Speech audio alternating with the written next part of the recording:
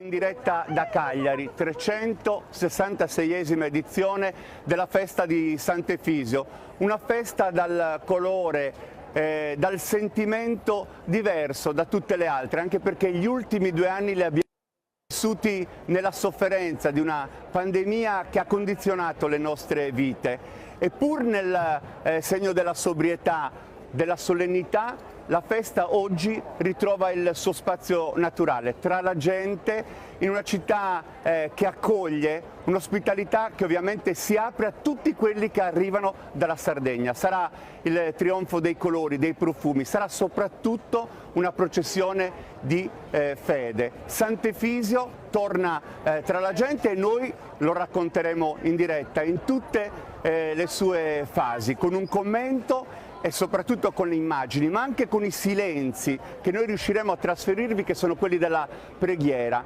È stato un momento difficile quello che abbiamo vissuto, che non è ancora terminato, ci sono i venti della guerra che arrivano da paesi vicini, ma forse anche questo è il senso della festa di Sant'Efisio: invocarsi affinché i mali del mondo possano cessare e tutto il grande dolore possa avere una fine. Io non sarò da solo in questa lunga mattinata, avrò tra la gente chi avrà il piacere di raccogliere le voci e poi in postazione tanti ospiti che si alterneranno, ma vorrei vicino a me Cristina Tangianu, perché sarà lei ovviamente ad affiancarmi la nota rosa di questa lunga e bella mattinata. Quindi il tuo saluto e il sentimento che hai in questi primi minuti di diretta. Grazie Giuliano, buongiorno a te, buongiorno a tutte le persone che ci stanno seguendo da casa. Noi siamo felicissimi davvero di aver acceso nuovamente il 1° maggio le telecamere su questa festa, e siamo contenti di raccontarla con te, con tutti i tuoi ospiti. L'abbiamo detto tante volte, questa è un'edizione della ripartenza dopo veramente questi anni di restrizioni, di distanze, e oggi siamo felicissimi di tornare indietro a quel 2019 e quindi di essere circondati da così tanta gente. Come ha detto il sindaco e tu hai ribadito adesso, sicuramente nel segno della sobrietà, ma le emozioni sono davvero tantissime, traspaiono dagli occhi di tutte le persone che sono qua, dagli organizzatori. Insomma, siamo veramente contenti e speriamo insomma di raccontarlo al meglio, ma sono sicura che sarà così. E allora facciamo così, giusto per non dimenticare, ma anche per rivolgere un pensiero a tutti coloro che in questi 2 anni hanno perso la vita, hanno sofferto per tutto quel che è accaduto. Vogliamo riavvolgere il nastro e tornare indietro di 1 anno con queste immagini che abbiamo catturato in quei momenti difficili. Vogliamo partire da lì per poi voltare pagina nel segno della fede, nel segno della festa. Questo è il documento che abbiamo preparato per voi.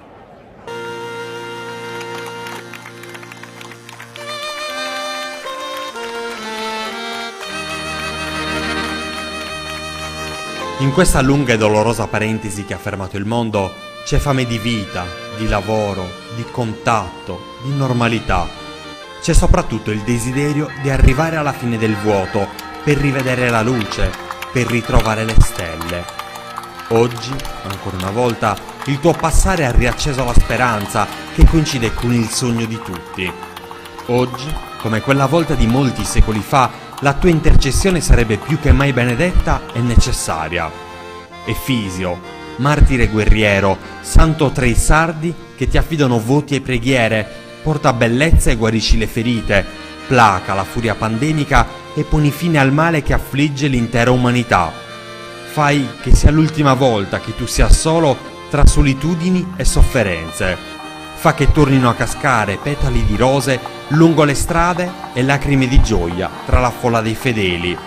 Fa che la Sardegna si riappropri di quei colori che scandivano passioni e appartenenze in arrivo da ogni dove. Fa che la tua festa sia il raduno di sempre, un pulsare di cuori commossi, di sorrisi stretti in un unico abbraccio.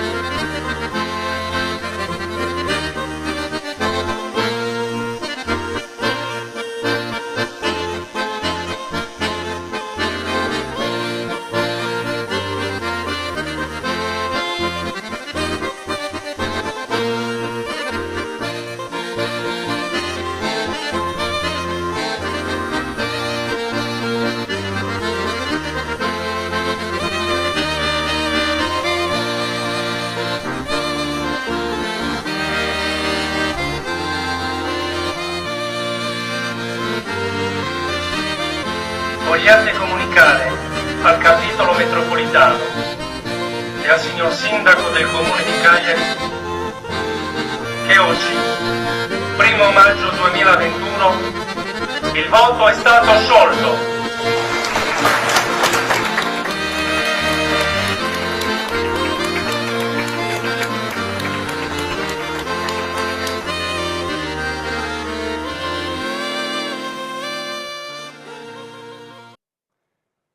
E queste erano le immagini che abbiamo voluto trasferire in apertura di questo appuntamento, la lunga mattina che ci porterà dentro un sentire comune che mette insieme le persone, tanta gente, prevista un'affluenza record che pian piano nel corso ovviamente dei minuti che passano andrà ad intensificarsi. La processione di Sant'Efisio, il più incredibile, assurdo miscuglio di secoli e di genti diverse, un esplosivo miscuglio che abbaglia e stordisce come un vino. È un folgorante nastro colorato dalle 1000 teste che si snoda per chilometri, un fatto che è più natura che umanità, come una cometa o un plenilunio, come il vento o il sereno. È il più colorato convegno di folklore di tutta Europa. I costumi esplodono nel sole, soprattutto quelli delle donne. Tutta la storia dell'isola è qui. Fede, folklore, trionfo di colori e tradizioni. Abbiamo preso in prestito le parole di Francesco Alziator e in queste parole c'è davvero la sintesi di un evento che non ha pari. Fede, folklore, tracce di sacro, trionfo di colori e tradizioni antiche.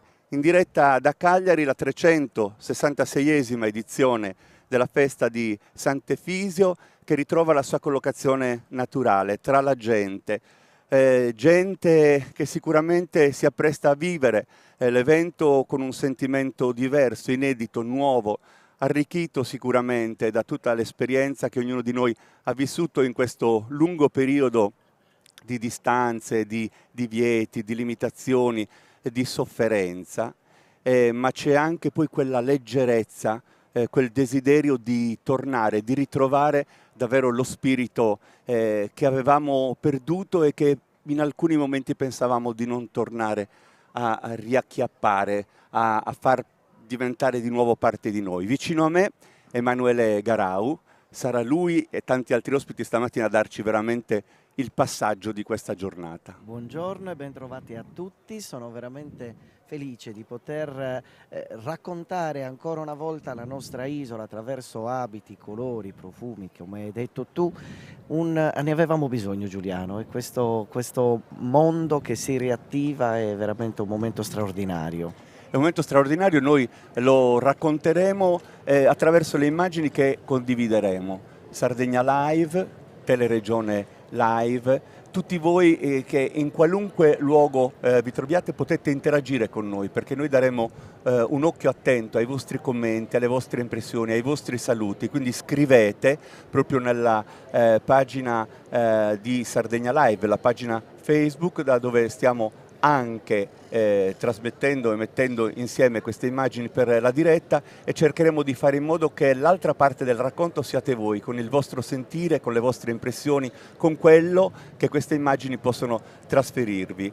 Emanuele, ovviamente adesso le telecamere sono su di noi ma poi staccheranno sui volti delle persone, dicevo che sono già qua fin dalle prime ore del mattino. Il tuo Sant'Efisio, quello che ti torna alla mente subito, ne hai vissuto tanti da interprete della tradizione, quindi portatore di cultura e di culture, ma anche ovviamente da quasi cagliaritano, perché sei stato anche parte di... Sì, Giuliano, perché devi sapere che io ho partecipato per la prima volta a Sant'Efisio, credo fosse nel 1985. All'epoca io sono di Elmas e all'epoca Elmas era frazione di Cagliari, perché poi ottenne la sua autonomia nel 1990 ed era una grandissima emozione. All'epoca, quando ancora si chiamava Sagra di Sant'Efisio, perché insieme all'aspetto religioso c'erano tanti altri aspetti che entravano in questo percorso che porta Sant'Efisio dalla sua chiesetta fino a Nora, ma poi nel tempo le cose sono cambiate, si è recuperato l'aspetto religioso e credo che questo sia un una cosa molto importante, anche perché racchiude un po' quelle che sono tutte le caratteristiche delle nostre processioni, dove ci sono i suoni, quelli antichi delle launeddas, e poi ci sono i carri, i straccas che vengono infiorati. Mi veniva in mente una cosa, pensa quanto, sai che io sono sempre stato grande appassionato di Maria Carta, e lei nel suo repertorio aveva un canto che chiamava Traccas, che sono i trallallera campidanesi, e ad ogni spiegazione del canto che proponeva un po' in giro per il mondo, raccontava sempre di questa caratteristica, ossia che i carri che venivano infiorati erano il luogo dove le ragazze potevano cantare e fare la serenata ai loro innamorati. Questa immagine che ci restituisce la regia ovviamente documenta l'interno del Palazzo Comunale, che è antistante alla nostra postazione. Abbiamo visto l'Alternos, Viviana Lantini, parleremo di lei nel corso della mattina, la seconda donna ad indossare questi panni, una figura particolare. La giornata inizia proprio con la messa dell'Alternos e l'uscita del cocchio dalla chiesetta di Stampace, i viaggi verso i luoghi del martirio con ultima tappa a Nora e poi il ritorno a Cagliari il 4 maggio. Questa è una sintesi con l'inizio della processione che fra pochi minuti si muoverà e passerà ovviamente di fronte a noi. Documenteremo davvero tutte le fasi di questo incontro. Sono 81 le associazioni partecipanti in abito tradizionale. La maggior parte di queste associazioni nel corso della processione intonerà goccius dedicati al santo, reciterà il rosario in lingua sarda, ognuna nelle sue forme e nelle sue varianti linguistiche. Dicevamo il ritorno della festa di Efisio al popolo, che è accompagnato dal ritrovo di ben 2500 rappresentanti della cultura popolare isolana, portatori della tradizione nel segno della sobrietà, della bellezza, insieme nella solennità di questo cammino che accompagna Efisio. Loro indossano l'orgoglio dell'appartenenza con le parti che vanno a completare l'abbigliamento identitario. Insomma, sarà proprio un ricco patrimonio etnografico e musicale al servizio della solennità dell'evento. Ecco, vediamo ovviamente le persone cominciano già ad entrare nello spirito della festa, una festa che ovviamente trova anche delle novità. Una, mi piace annunciarla, perché Villa San Pietro per la prima volta indosserà il vestiario tradizionale, che è frutto di un'accurata ricerca. Anche di questo poi avremo modo di approfondire durante il nostro incontro. E poi vedremo sfilare tutti i gruppi, e tra le novità annunciate il guidoncino, che solitamente annuncia il nome del paese, sarà bilingue, perché ci sarà il nome così come noi lo conosciamo, ma ci sarà anche la traduzione in sardo. Per esempio, quando passerà Elmas, Emanuele, cosa succederà probabilmente? Elmas in sardo si chiama Sumasu, era il primo paese che si incontrava uscendo da Cagliari, e anticamente il nome era l'antica Villa del Mas, e poi i due termini El Mas in sardo, Sumasu, in italiano si sono unite, quindi è diventato Elmas, con un accento fortemente spagnolo, perché l'articolo su in sardo era diventato El in spagnolo, appunto. Parlavamo dell'Alternos, di questa donna che indossa i panni, di fatto è il garante del rispetto del voto, rappresenta la municipalità, indossa il cilindro, il frac e la marsina come una figura dell'Ottocento, ed è scortata, come vedete, da una coppia di mazzieri del comune di Cagliari in abito di gala, così come vuole la tradizione, da sempre si rinnova e si ripete. L'Alternos è diciamo una figura del Consiglio Comunale che viene delegata dal sindaco ed è appunto, come dicevamo, il garante di questo antico voto che la città scioglie e che un tempo rappresentava il viceré spagnolo Sabaudo. Presenta le insegne del potere municipale, la fascia tricolore, il toson d'oro, di cui avremo modo di parlare, che è proprio il grande medaglione donato nel 1679 da Carlo II in visita, e questa decorazione pone il cittadino di Cagliari allo stesso grado dei grandi di Spagna, per un privilegio concesso dal re di quella nazione, poi convalidato dai re piemontesi. Perché dobbiamo ricordare che quando nasce la prima processione di Sant'Efisio la Sardegna è sotto la dominazione spagnola e fino almeno agli inizi del 1700 la Sardegna è ancora spagnola, poi passiamo ai Savoia e a quel punto questa tradizione comunque viene conservata. È però interessante il fatto che si sia conservato nel corso del tempo, appunto oltre 360 e passa anni, questa tradizione. Io trovo che storicamente sia davvero molto interessante questo. Ovviamente chi va a prelevare la figura dell'alternosto dal comune? Il terzo guardiano che arriva in municipio per poi accompagnarlo nella chiesetta di Stampace dove viene celebrata la messa che precede la processione che poi condurrà il santo in pellegrinaggio fino a Nora. E lì si scioglie ovviamente il voto fatto nel 1656. C'è una curiosità, parlavamo del Toson d'oro, dell'Alternos, un amministratore chiamato ad indossare i panni appunto di questa figura così centrale nella festa di Sant'Efisio smarrì il prezioso medaglione. Lo ritrovarono, pensa Emanuele, non so se conosci questo aneddoto, i Neturbini, e da allora si ricorre ad una copia dello scultore Franco Saspro e il Toson d'oro invece in oro zecchino raffigura la faccia di Vittorio Emanuele III e sul rovescio lo stemma sardo. Quindi noi adesso vediamo appunto questo avviarsi dell'Alternos accompagnato, come abbiamo detto, dal terzo guardiano, dai mazzieri, proprio verso la chiesetta appunto dove sarà celebrata la messa.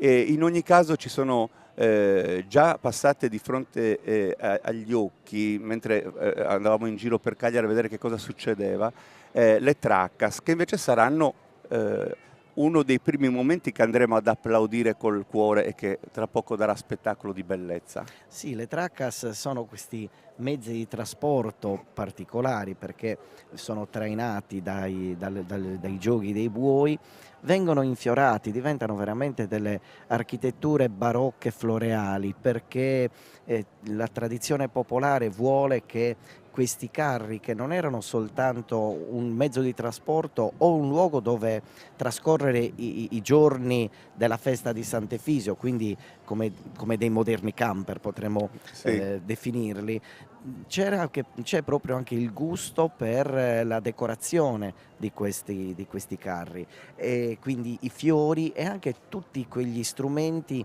necessari per il trascorrere dei giorni durante la festa e si pongono a metà strada tra il sacro e il profano perché durante il viaggio dai paesi di loro provenienza fino a Cagliari spesso venivano intonati i Muttetusa Trallallera, che sono un modo tipico di tutta la Sardegna ma prevalentemente del Campidano, dove c'è una voce solista che intona il canto, molto spesso improvvisando il testo, solitamente sono quartine dal metro settenario, e poi le altre persone che stanno sul carro chiudono questi versi cantando il ritornello del Trallallera.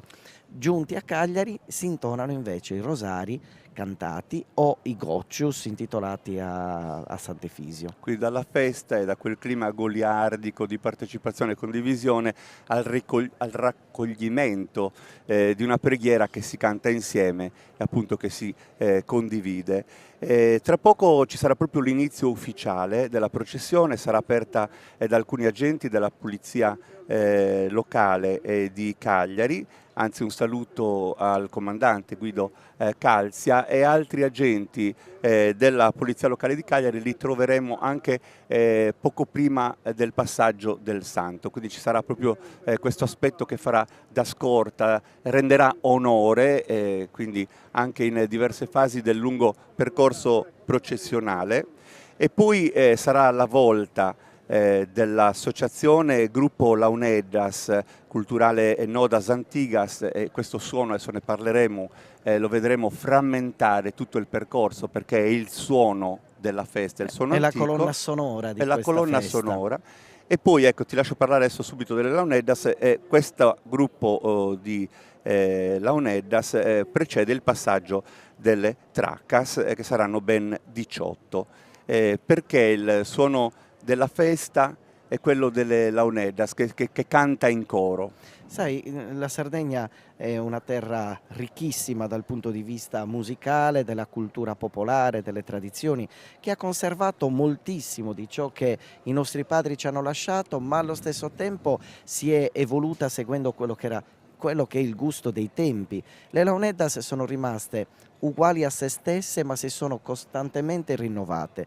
C'è da ricordare che purtroppo negli anni 70 e 80 del Novecento c'è stato quasi un abbandono di questo strumento, e per fortuna, grazie a grandi maestri, tra i quali ricordiamo Luigi Lai, Aurelio Porcu, Efisio Melis e tanti altri, Dionigi Burranca, ecco, questi pochi suonatori si erano riuniti, avevano deciso di salvare questo strumento, perché si rendevano conto che uno strumento che torna indietro di 3000 anni rispetto a noi potesse andare perso, sarebbe stato un danno inestimabile. Per cui è proprio in quegli anni che questi maestri sono dati da fare per far rinascere la passione nei più giovani a suonare appunto questo strumento che è semplice e difficilissimo allo stesso tempo. Come sappiamo, costituito da 3 canne, la più lunga è quella che emette il bordone, il basso continuo, che si chiama sudumbu, alla quale è legata una canna di lunghezza intermedia che si chiama samancosa, e poi libera c'è samancosedda, e la difficoltà è nel suonare contemporaneamente 2 linee melodiche differenti che si devono intrecciare armonicamente, e tutto questo senza mai interrompere il flusso del suono, perché i suonatori di Launeddas suonano con il fiato continuo, ossia inalano il fiato, respirano attraverso il naso, conservano una quantità d'aria tra le guance, e questo gli consente di proseguire il suono senza mai interrompere. È molto bello che oggi ci siano moltissimi giovani e soprattutto moltissime ragazze che si sono avvicinate allo studio di questo strumento.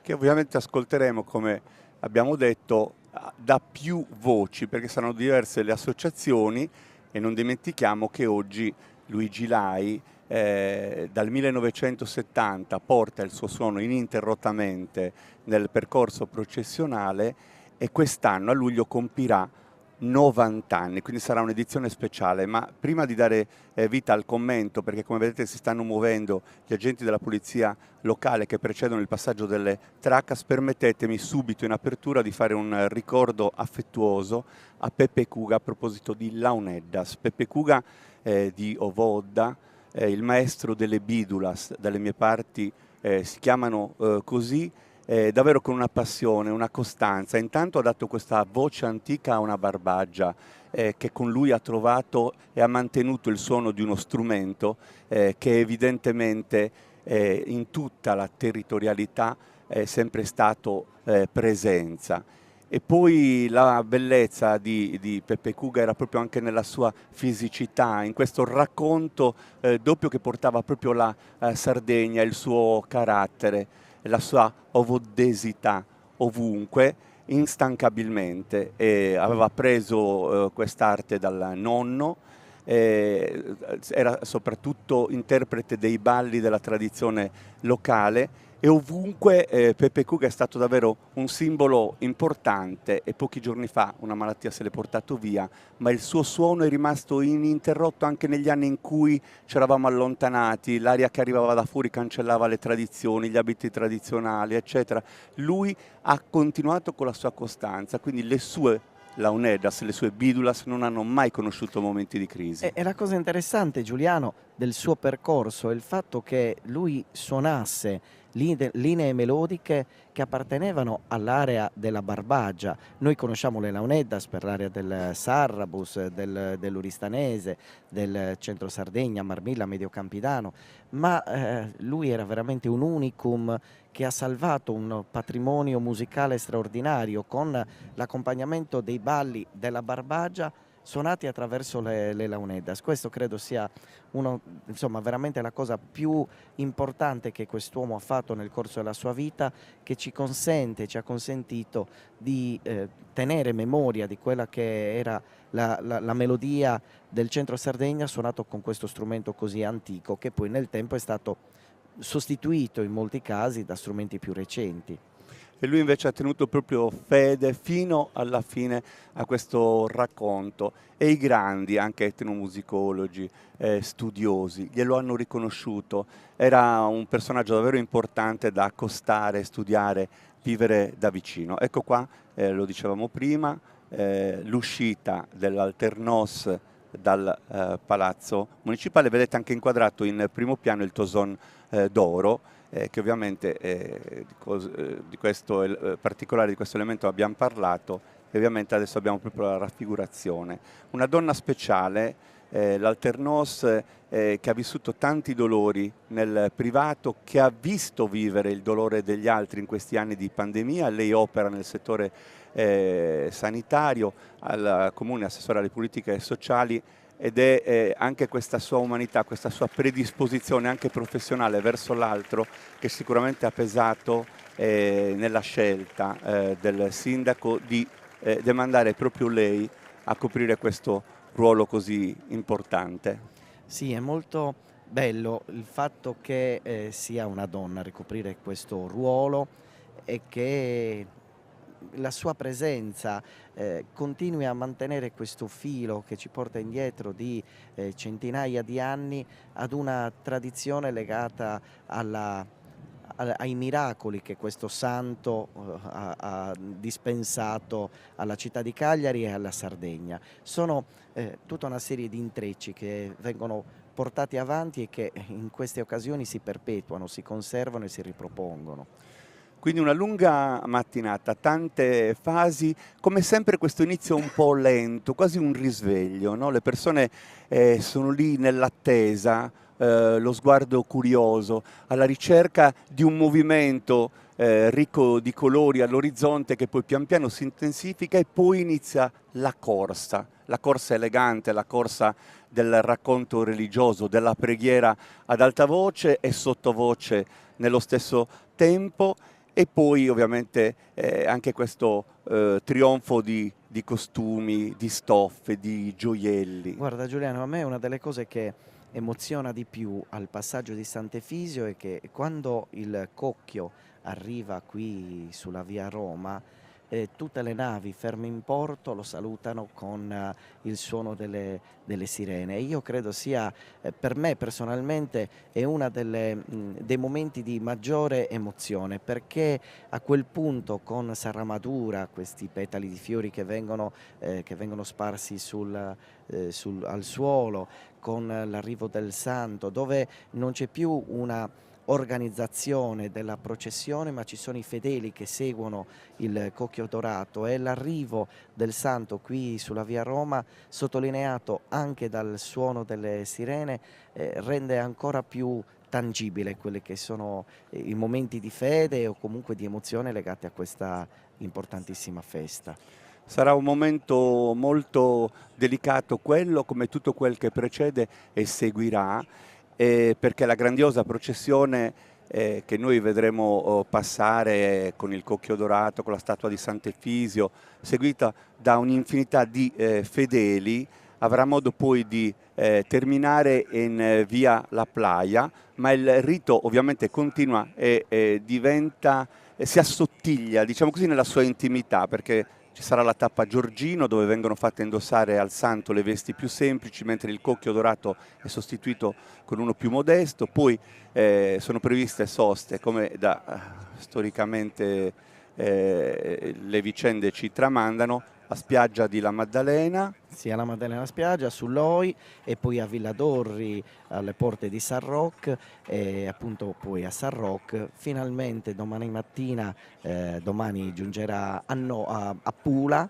e la cittadina di Pula accoglie Sant'Efisio come veramente uno degli eventi più importanti nel corso dell'anno, e poi finalmente arriva alla chiesetta di Nora. È molto bello come tutti questi paesi che si incontrano lungo il percorso che da Cagliari porta fino a Nora accolgano questo santo. E poi pensa com'è strano, Giuliano, un simulacro che indossa degli abiti da festa. Gli abiti sono quelli di un guerriero, di un soldato romano, ma reinterpretati in versione molto barocca, tardo settecentesca, per come viene raffigurato, e poi questa pomposità, questo suo modo di essere raffigurato viene riportato ad una dimensione più semplice e vengono cambiati gli abiti, viene cambiato il cocchio per consentirgli un viaggio come se fosse una persona come tutti noi, e trovo sia che la tradizione popolare sia straordinaria nel creare questo alone di magia intorno ad un evento come questo. Queste scene che ci vengono restituite attraverso una memoria che non ha mai smesso ovviamente di ripetersi e di rinnovarsi nello stesso tempo, perché poi lì a Nora, come dicevi, la statua viene portata a spalla lungo la spiaggia e il suono delle launedas anche lì torna a fare da cornice al passaggio del santo, rimane quindi esposta alla venerazione dei fedeli fino al 4 maggio, quando ritorna poi a Cagliari ripercorrendo lo stesso itinerario dell'andata. Il rientro rispetto a quello che vivremo stamattina è molto più intimo. A Giorgino il santo viene accolto dai miliziani, accompagnato assieme alle autorità politiche e ai confratelli fino a Stampace. Sì, è molto intima e anche molto suggestiva la processione che accoglie Sant'Efisio al rientro la sera del 4 maggio. Innanzitutto perché avviene la notte, perché arriva intorno alle 9:30 la sera, quindi ormai non c'è più il sole e la città è illuminata dalla luce artificiale, ma con un raccoglimento diverso. C'è meno gente che accorre per accoglierlo, però tutto diventa più suggestivo, più legato proprio alla fede, potremmo dire. Intanto abbiamo fatto un invito all'inizio della nostra diretta, mentre aspettiamo proprio l'inizio anche di quello che è proprio tutto il percorso della processione. Lasciate i vostri messaggi, le vostre testimonianze, le vostre impressioni, ovunque voi siate. State vedendo quel che accade in diretta da Cagliari e noi vi daremo voce, per esempio riportando il saluto di Adriano Carta, ma anche il pensiero di Agostina Azzori, che dice: grazie delle immagini per una festa così importante per i sardi che portano nel cuore Sant'Efisio. Un grandissimo augurio, dice Efisio Seu, che porta il nome del santo, per la festa di Sant'Efisio a tutta la Sardegna, e buon 1° maggio a tutti. Ovviamente c'è chi esprime anche dei pareri concordanti con quanto è stato detto da Emanuele poc'anzi, anche su alcuni aspetti che riguardano proprio la festa. E poi dice per esempio Maria Assunta Serrelli: sono d'accordo con Emanuele, anch'io quando passa vicino al porto penso sia il momento più emozionante, tant'è vero che piango dall'emozione. Continuate a scriverci, a lasciarci anche detto da dove state vivendo questa emozione. Noi cercheremo di raccontarvela con la fedeltà che questa festa merita, cioè quindi proprio restituendo la verità di quello che ci vede a fianco a voi. Sai Giuliano, ogni 1° maggio la preparazione per questa festa va indietro di molti mesi. Il 15 di gennaio c'è una festa molto intima che viene fatta nella chiesetta di Stampace, intitolata appunto a Sant'Efisio, però la festa del 1° maggio raccoglie intorno a sé centinaia di migliaia di persone. Arrivano i gruppi che indossano gli abiti tradizionali dall'intera Sardegna, e questi gruppi solitamente si radunano nel cortile dei Salesiani a Cagliari, sopra in Viale Fra Ignazio, e anche lì diventa un momento di grande, innanzitutto un'esplosione di colori, perché vedi radunati i colori degli abiti di tutta la Sardegna, ma soprattutto c'è questo scambio molto bello tra le persone che fanno parte di queste associazioni, che è giusto anche ricordare che tutte queste persone queste partecipazioni le fanno solo ed esclusivamente per Per passione, passione. senza alcun ritorno economico, se non il piacere di perpetuare una tradizione. E poi c'è l'emozione dell'attesa per la partenza, perché partono le traccas, si preparano i gruppi per la processione, e tutto questo fino alle ore 12, quando Sant'Efisio esce dalla chiesetta Stampacce. esatto, di Stampace, a lui intitolata, per iniziare il percorso. E sono momenti anche di concitazione, perché il cocchio è trainato dai buoi, e i buoi non sempre hanno voglia di muoversi secondo come vorremmo noi. Con l'ordine, certo. Esatto, per cui diventano momenti molto belli. Ogni Sant'Efisio è uguale a se stesso, Ma sempre sempre diverso. diverso, È esatto, vero. esatto. Come l'emozione che si rinnova, perché questa credo sia la mia 20ª edizione, diciamo, da telecronista, da conduttore, da testimone di questo evento, che ho anche il piacere di raccontare ad alta voce. E non è mai stata un'edizione uguale all'altra. Si arriva qua con degli appunti di base che un pochino sono quelli del rito che si racconta, ma poi è la festa che ha il sopravvento, è la gente, ed è quest'anno soprattutto che sarà caratterizzato l'evento da questo spirito nuovo con cui l'accogliamo. Sì, anche perché ci sono stati alcuni eventi, sai che nel corso della storia la processione di Sant'Efisio non si è mai interrotta, nonostante quelli che sono stati gli eventi storici. Ricordiamo nel 1943 Cagliari era stata bombardata, era una città distrutta, sventrata dal bombardamento da parte degli alleati. Si ricorda un terribile bombardamento del, se non sbaglio, 7 di febbraio, 17 febbraio del 1943, dove gli americani spezzonarono e bombardarono. Qui il largo Carlo Felice praticamente non esisteva più, la città era stata sventrata, eppure anche in quell'occasione, in quel 1° maggio del 1943, su un camioncino fu collocata la statua di Sant'Efisio e portata in processione fino a Nora, proprio per mantenere questo legame, questo voto da sciogliere il 4 di maggio. E poi lo abbiamo vissuto nel 2020, una processione molto strana, con un Sant'Efisio portato appunto su un camion fino a Nora, e essere qui nel 2022, poter rivedere le persone che ritrovano la loro serenità e il loro desiderio di stare insieme. Esatto, è una cosa assolutamente straordinaria. Noi adesso continuiamo a vedere sempre più gente, e come dicevamo prima si inspessisce proprio, no? La quantità di persone, anche il colpo d'occhio in questo caso che ci viene restituito dal largo Carlo Felice, ma è bello anche quello che accade alla vigilia. Perché il 30 di aprile alle 10 del mattino la statua di Sant'Efisio viene ornata e impreziosita con l'oro e gli ex voto dei fedeli, che è proprio parte del tesoro di Sant'Efisio offerto nei secoli dai devoti, compreso questo gioiello molto particolare. Sì, Subendenti, che è un tipico gioiello della filigrana sarda che viene fatto indossare a Sant'Efisio. Sì, che fu dono della regina Maria Teresa d'Austria, moglie di Vittorio Emanuele I, e questo rito si apre con la recita del Rosario.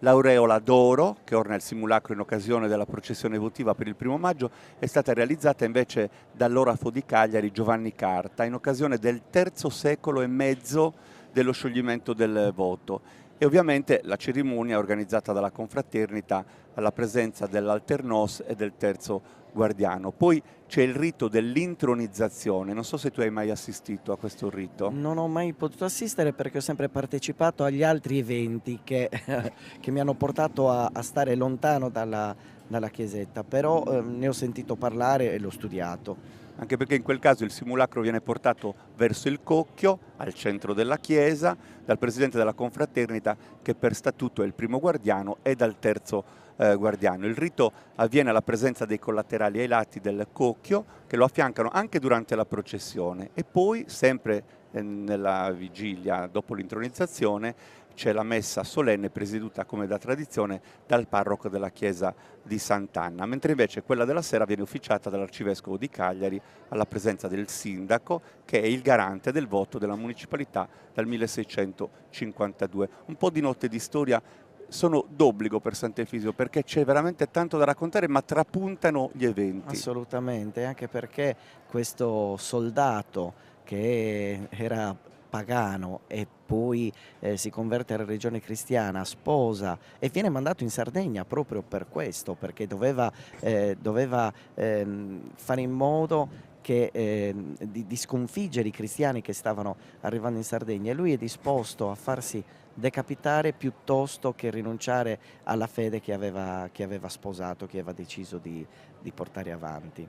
Guarda la tenerezza di questa immagine, sicuramente un papà che aggiusta il copricapo della bambina, quasi a trasferirle, ecco, un sentimento. Forse c'è una foto che in questo momento viene scattata a documentare l'incontro. Altro elemento che negli ultimi anni è entrato di forza, perché mentre prima avevamo i fotografi e qualche macchina fotografica, adesso con i telefonini Sant'Efisio diventa un fenomeno social, perché ci sono le mini dirette, si raccoglie tutto quello che si può raccogliere, ed è bello poi vedere l'anima della festa da tante angolature, e ovviamente nella giornata di oggi e nelle prossime vedremo ovviamente tutto quello che accade e che nessuno può cogliere Certo. solo da una camera con vista, ma ovviamente, come diciamo, da diverse angolature. Certo. Una cosa molto interessante che è successa in questi ultimi anni in merito all'abbigliamento tradizionale, e io lo ricordo molto bene perché negli anni 80 del Novecento c'è stato veramente quello che si può definire la folclorizzazione sia della festa ma anche spesso dell'abbigliamento tradizionale, perché molto spesso gli abiti erano diventati quasi degli abiti di scena, più che la riproposizione di un abbigliamento che ricalcasse quelle che erano le fattezze dell'antico abbigliamento tradizionale della nostra isola. Per fortuna nel corso degli anni c'è stata sempre una maggiore attenzione anche ai più piccoli dettagli, e questo fa sì che questa festa sia veramente uno specchio di quello che poteva essere, quello che sicuramente era l'abito che indossavano i nostri avi a partire dalla fine del Settecento almeno, per arrivare fino ai primi del Novecento, con una evoluzione storica dove si sono aggiunti tanti capi d'abbigliamento, dove molti si sono modificati ma mantengono questa ricchezza assoluta. Ecco, tu hai detto una cosa che mi ha dato spunto. Intanto il sindaco di Cagliari, Paolo Truzzo, ovviamente oggi fa gli onori di casa a nome della municipalità che rappresenta. Abbiamo detto che è lui poi che individua la figura dell'Alternos, eccetera, ma mi ricollego al sindaco perché sarà lui stasera a consegnare un premio proprio alla memoria della festa di Sant'Efisio, che ha segnato il passaggio di cui tu parlavi poc'anzi, perché è stato designato Mimia Sanna come colui al quale andrà, ecco, idealmente il Toson d'Oro, il premio Sant'Efisio 2022, che viene solitamente proprio consegnato a personaggi, enti o istituzioni che hanno legato la loro attività artistica o professionale a Sant'Efisio. E l'amministrazione comunale della città metropolitana di Cagliari, nel conferire allo storico commissario dell'azienda autonoma di soggiorno e direttore dell'ESIT, Mimia Sanna, Giovanni Maria Sanna, il premio Toson di Sant'Efisio si unisce al sentimento collettivo di gratitudine del popolo dei devoti al santo guerriero per aver riportato nella processione il grande senso della cultura autentica del patrimonio popolare della nostra regione. Quel passaggio di cui parlavamo, l'idea della sagra a quello di festa, la compostezza, la solennità. E Mimia, uomo di legge e di cultura, col suo sguardo nuovo e filologico, al contempo ha fatto riemergere fin dagli anni '80 quei preziosi segni identitari, restituendo alla festa di maggio la sua sacralità, pur mantenendo intatta la partecipazione del popolo nella sua essenza più autentica. Pensa che lui è stato già candeliere d'oro della città di Sassari, e ovviamente con questo premio Toson d'Oro, la Sardegna tutta si riunisce per rendergli gratitudine per il suo operato. Assolutamente, è stato un personaggio fondamentale per il voler riportare a quello che era l'origine di questa festa, eliminando tutto ciò che si era creato nel corso del tempo. Ci sono stati degli anni nei quali durante la processione di Sant'Efisio si distribuivano i dolci alle persone che assistevano alla sfilata, perché era diventata una sfilata e non una processione, dove i gruppi ballavano lungo il percorso, perdendo appunto quella solennità, quella sacralità che invece richiede appunto una processione religiosa, e questo ritengo sia molto molto importante. La figura di Mimì Hassan appunto è stata assolutamente fondamentale. Allora, intanto c'è un'altra novità che caratterizza questa edizione, ovviamente marcata dall'aspetto importante di questo ritorno tra la gente di Sant'Efisio dopo la pandemia o sul finire della stessa, è l'augurio e la preghiera che oggi credo sia nel cuore di tutti. Il tempietto con le reliquie di Sant'Efisio durante la festa sarà ospitato a Palazzo Baccaredda. È una delle novità più importanti di questa 366esima edizione della festa religiosa. Andrea Lui, che è il presidente dell'Arciconfraternita del Gonfalone, che si occupa dell'organizzazione religiosa della festa e dello scioglimento del voto, ha comunicato questa importante decisione. I riti saranno celebrati nella loro pienezza, come stiamo appunto vedendo e come è stato nei giorni scorsi e nei prossimi fino al 4, ma il tempietto in processione, come nelle edizioni numero 300 e numero 350, ecco perché è importantissimo questo evento, trasportato dai sanitari che si sono prodigati durante la pandemia, nei 4 giorni di festa sarà possibile venerarlo proprio a Palazzo Baccaredda. Il cocchio di Sant'Efisio, questa è un'altra novità importante, sosterrà di fronte alla chiesa di Santa Restituta, che ospita i fedeli ortodossi, russi e ucraini, per chiedere con una preghiera la fine della guerra. Infatti le parole dell'arcivescovo di Cagliari Giuseppe Batturi le facciamo nostre, perché non può esserci una festa dimenticando chi non c'è più, ma anche chi non lontano da noi soffre per gli eventi, insomma, che tutti conosciamo.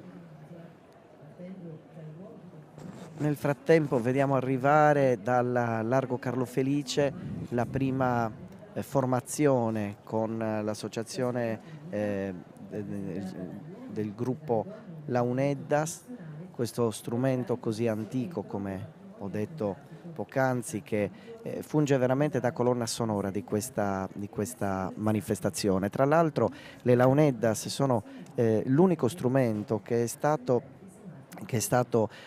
accolto all'interno della Chiesa per accompagnare sia le cerimonie liturgiche ma anche quelle paraliturgiche. Ci sono dei brani musicali che sono legati proprio ai vari passaggi della messa, come per esempio l'elevazione, che anticamente veniva sottolineato dal suono delle Launeddas. E questa associazione, che è l'associazione Nodas Antigas, è relativamente recente, perché nasce circa una decina di anni fa, con l'intento di seguire quelli che erano gli insegnamenti del grande maestro Dionigi Burranca, che è scomparso nel 1995 e che aveva fondato l'associazione Sonus de Ganna, e alcuni di questi membri dell'associazione Sonus de Ganna fanno parte appunto dell'associazione Nodas Antigas. Quindi nel ricordo di Dionigi Burranca si apre questa colonna sonora della 366esima edizione della festa di Sant'Efisio. È vero, quindi questa scuola del Campidano, la sua autenticità, che poi è sempre stata proprio quella di tramandare fedelmente le antiche sonate dei vari concertus. Il passaggio poi delle Tracas, subito dopo gli agenti della polizia locale, lo abbiamo detto in apertura, sarà la volta di Pula, poi Villa San Pietro, Settimo San Pietro, ci sarà Elmas, tu ieri sera, e poi ce lo racconterai, hai vissuto anche da testimone la benedizione della preparazione di questa tracca, e ancora Sant'Antioco, Domus Novas, ci sarà Monserrato, Sestu, che porterà anche questi abiti davvero rimessi a posto con cura dopo un lavoro attento, e dopo faremo cenno anche di questo aspetto. Sarà la volta di Mogoro, quindi il Campidano di Oristano, Quartus Sant'Elena, presente con ben 2 traccas, e poi Sinnai, Sarroch, Quartucciu, Capoterra, Guasila, Villa San Pietro, e poi chiuderà un'altra rappresentanza di Pula. Sì, sai Giuliano, i paesi di Pula, Villa San Pietro, Sarroch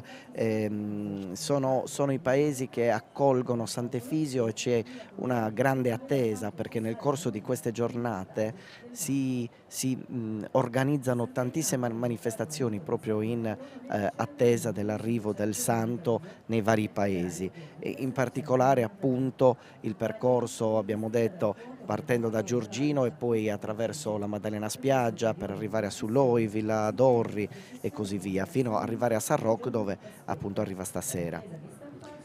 Intanto state lasciando le vostre impressioni, i vostri saluti. Immagino che in questa prima parte siano soprattutto i saluti a prevalere, ma man mano ovviamente che le immagini ci porteranno i contenuti della festa, ovviamente sarà importantissimo leggere appunto i vostri commenti, quello che avete da dire in merito. Vorremmo che foste voi conduttori con noi, tra poco si unirà a noi anche la voce di Cristina Tangiano, perché avrà il piacere proprio di stare tra la gente e raccogliere le testimonianze di chi vive qua in diretta questa festa, ovviamente darà voce alle autorità, agli ospiti anche illustri che non mancano mai in questa occasione, che stamattina andremo a scoprire insieme. Alcuni li ovviamente accoglieremo anche qua nella nostra postazione.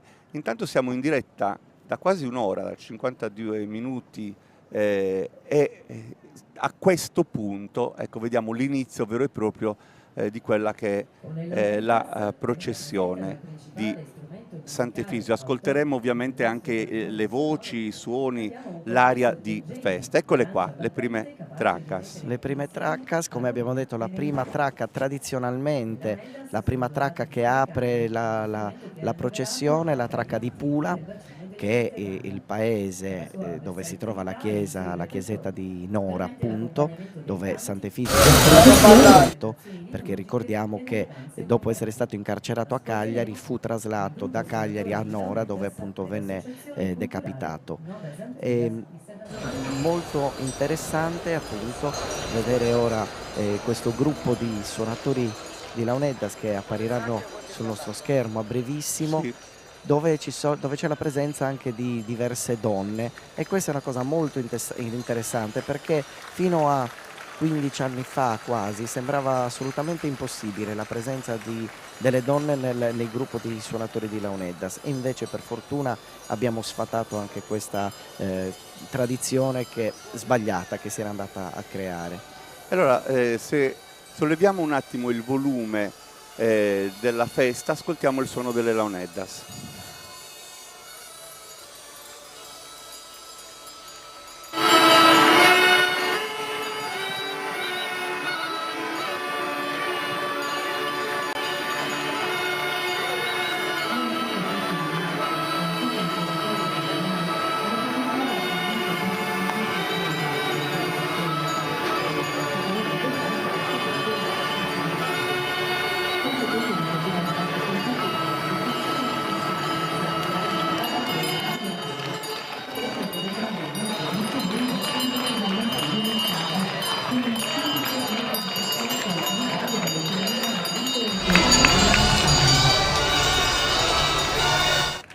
Questi sono i suoni che si susseguono, dove ci sono le Launeddas che si alternano allo scampanio dei campanacci dei buoi, e poi i rosari cantati, Montetusa trallallera, e questo è il suono vero della festa di Sant'Efisio. E poi la preparazione della Saramadura, vedi, si spargono sul suolo i petali dei fiori per accogliere Sant'Efisio, che arriverà poi con il suo cocchio dorato. Ci sarà un momento proprio dedicato a Saramadura, anche quello, come quello che citavi prima, è uno dei momenti intensi della mattinata, dove acquista colore il passaggio, questa purezza, questo profumo, questa varietà di toni e di sfumature che davvero prepara il passaggio del santo.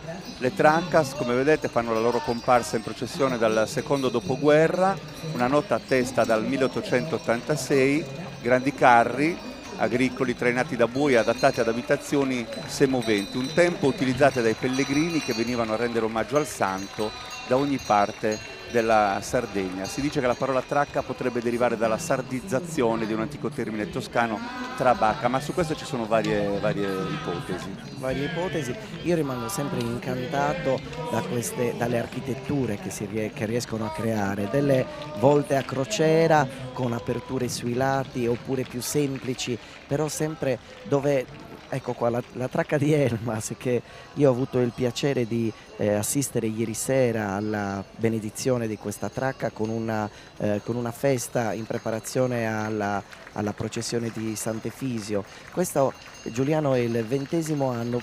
Negli anni 50 ad Elmas si allestiva la tracca e poi era andato un po' in disuso, è andata avanti fino agli anni 70, poi ci si era fermati e finalmente 20 anni fa esattamente la prima la nuova tracca di Elmas è stata riportata a Sant'Efisio.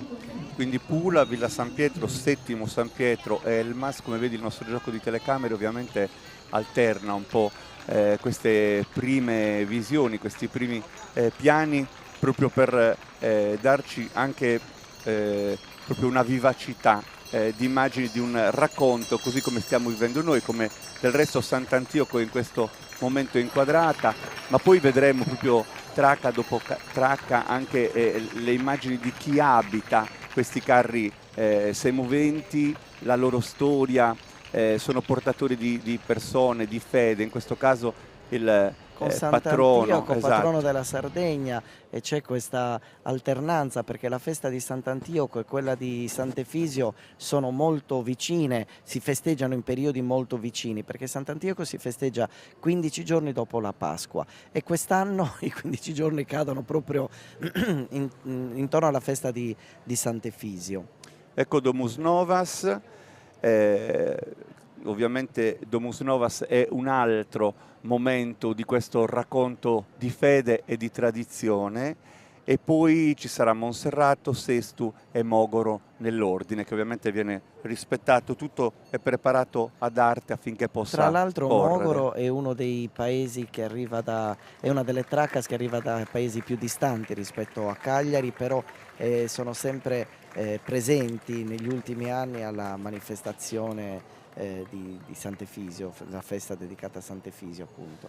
La meraviglia è l'arte di mettere insieme tutti questi addobbi, queste veramente preziose e delicate forme che assumono e che poi diventano davvero il racconto delle tante storie declinate che mettono insieme tante persone anche nel preparare questi eventi, e poi anche gli utensili. Certo, perché questi carri erano i luoghi dove si doveva vivere nel tempo della festa di Sant'Efisio, e tra l'altro la cosa molto bella e che è rimasta all'interno delle associazioni folcloristiche è il fatto che Sant'Efisio è l'occasione per tirare fuori dai cassetti le cose più belle che si hanno, gli abiti più preziosi, i tessuti più preziosi. Questo è un grande onore nei confronti di questo santo. E vediamo Sestu. Ecco, Sestu, annunciavamo prima il lavoro condotto da Roberto Bullitta, tipologie di abbigliamento femminile che vedremo adesso, ma anche dopo quando sfilerà il gruppo dei devoti a piedi. Bistiri a giacco e pizzigorrus, che prende il nome da un giacchino fatto in seta. Bistiri a spensu, che prende il nome invece da un giacchino della sagoma molto attillata. Sì, suspensu è una sorta di giacchino femminile con le maniche sui gomiti uno sbuffo per consentire l'articolazione del braccio, e poi c'era su bistiri a baschina o a giaccu a coa, che è più recente rispetto a quello del suspensu. E poi ovviamente quello che ovviamente diventa anche un elemento di classe, di certo, eleganza. Ma anche perché dobbiamo ricordare che gli abiti corrispondevano al ceto sociale di appartenenza, quindi c'era subistiri di Abrocao e Velada, era l'abito delle spose che potevano permettersi abiti più preziosi rispetto alle popolane. Ecco, questi ovviamente sono gli amici di Sinnai, altra località non lontana, non distante da Cagliari, che porta con sé il suo sentire di una tradizione vissuta in tante forme.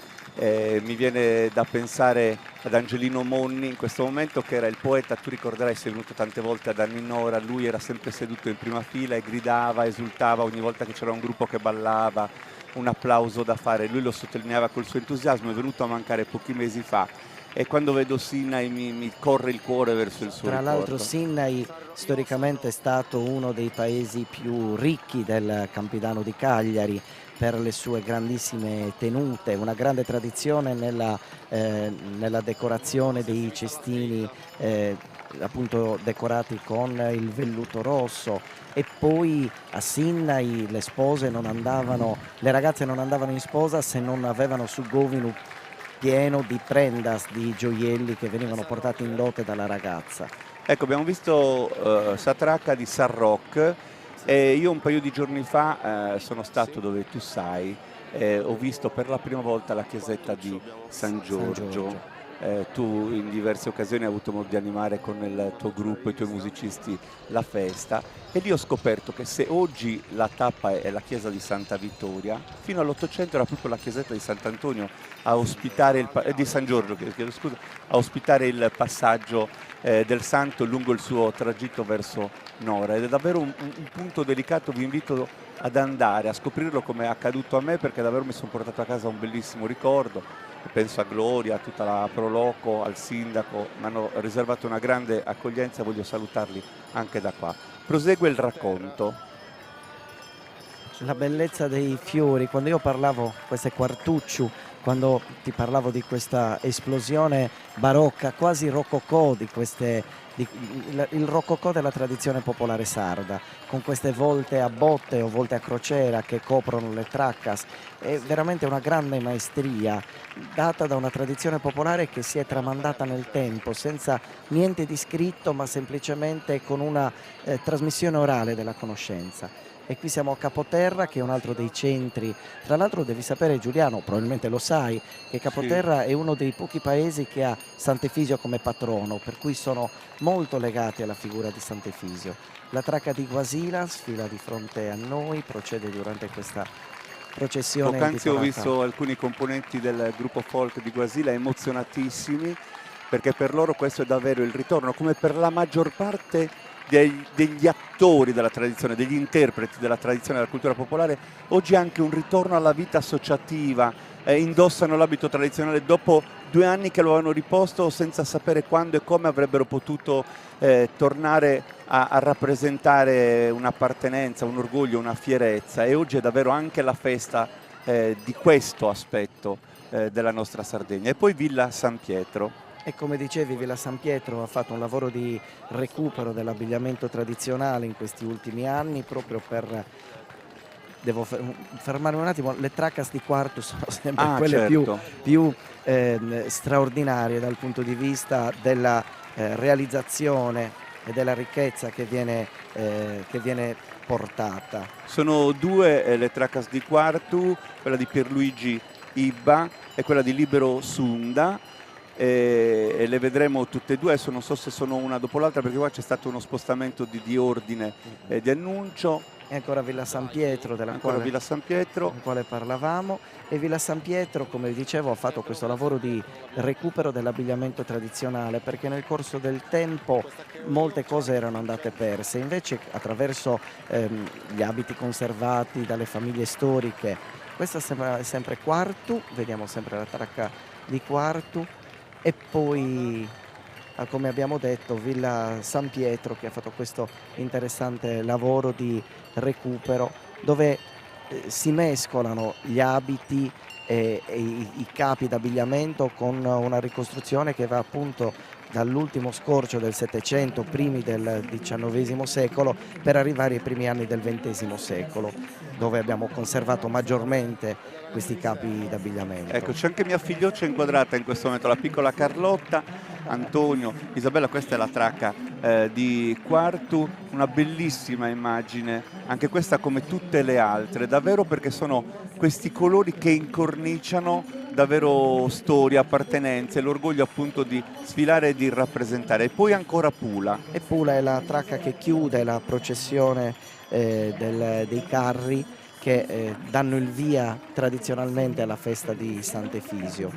Questi carri così particolari, ti dicevo all'inizio, ricorderai su Muttettu che cantava Maria Carta, su Bicciocco mio donanta generoso e quando un dubbio mi piega sul nervoso. Ecco, questo era un Muttettu tipico delle Traccas, perché come abbiamo visto su questi carri alle ragazze era consentito cantare. E Maria diceva sempre che questa ragazza si era innamorata di un ragazzo brutto e le amiche la prendevano in giro, e per questo le rispondeva: ma il mio ragazzo si chiama Generoso e quando non lo vedo mi viene il nervoso, quindi con un accento ironico anche legato alla storia di questi carri fondamentali per la festa di Sant'Efisio.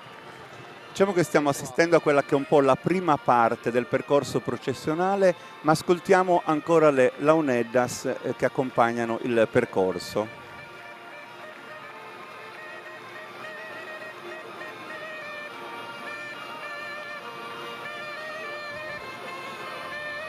Associazione Culturale Concordia Launeddas.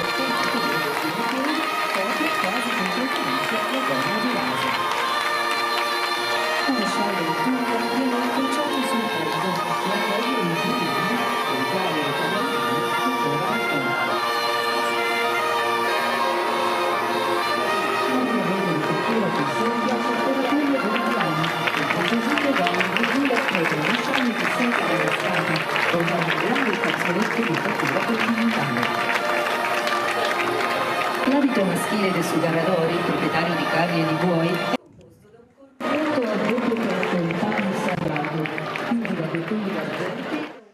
e ovviamente abbiamo ascoltato in sottofondo, abbiamo visto in primo piano Associazione Culturale Concordia Launeddas, nata nel 1982, quando il Comune di Cagliari, su iniziativa del gruppo Folk Città di Cagliari, finanzia un corso di Launeddas affidando la direzione a Luigi Lai.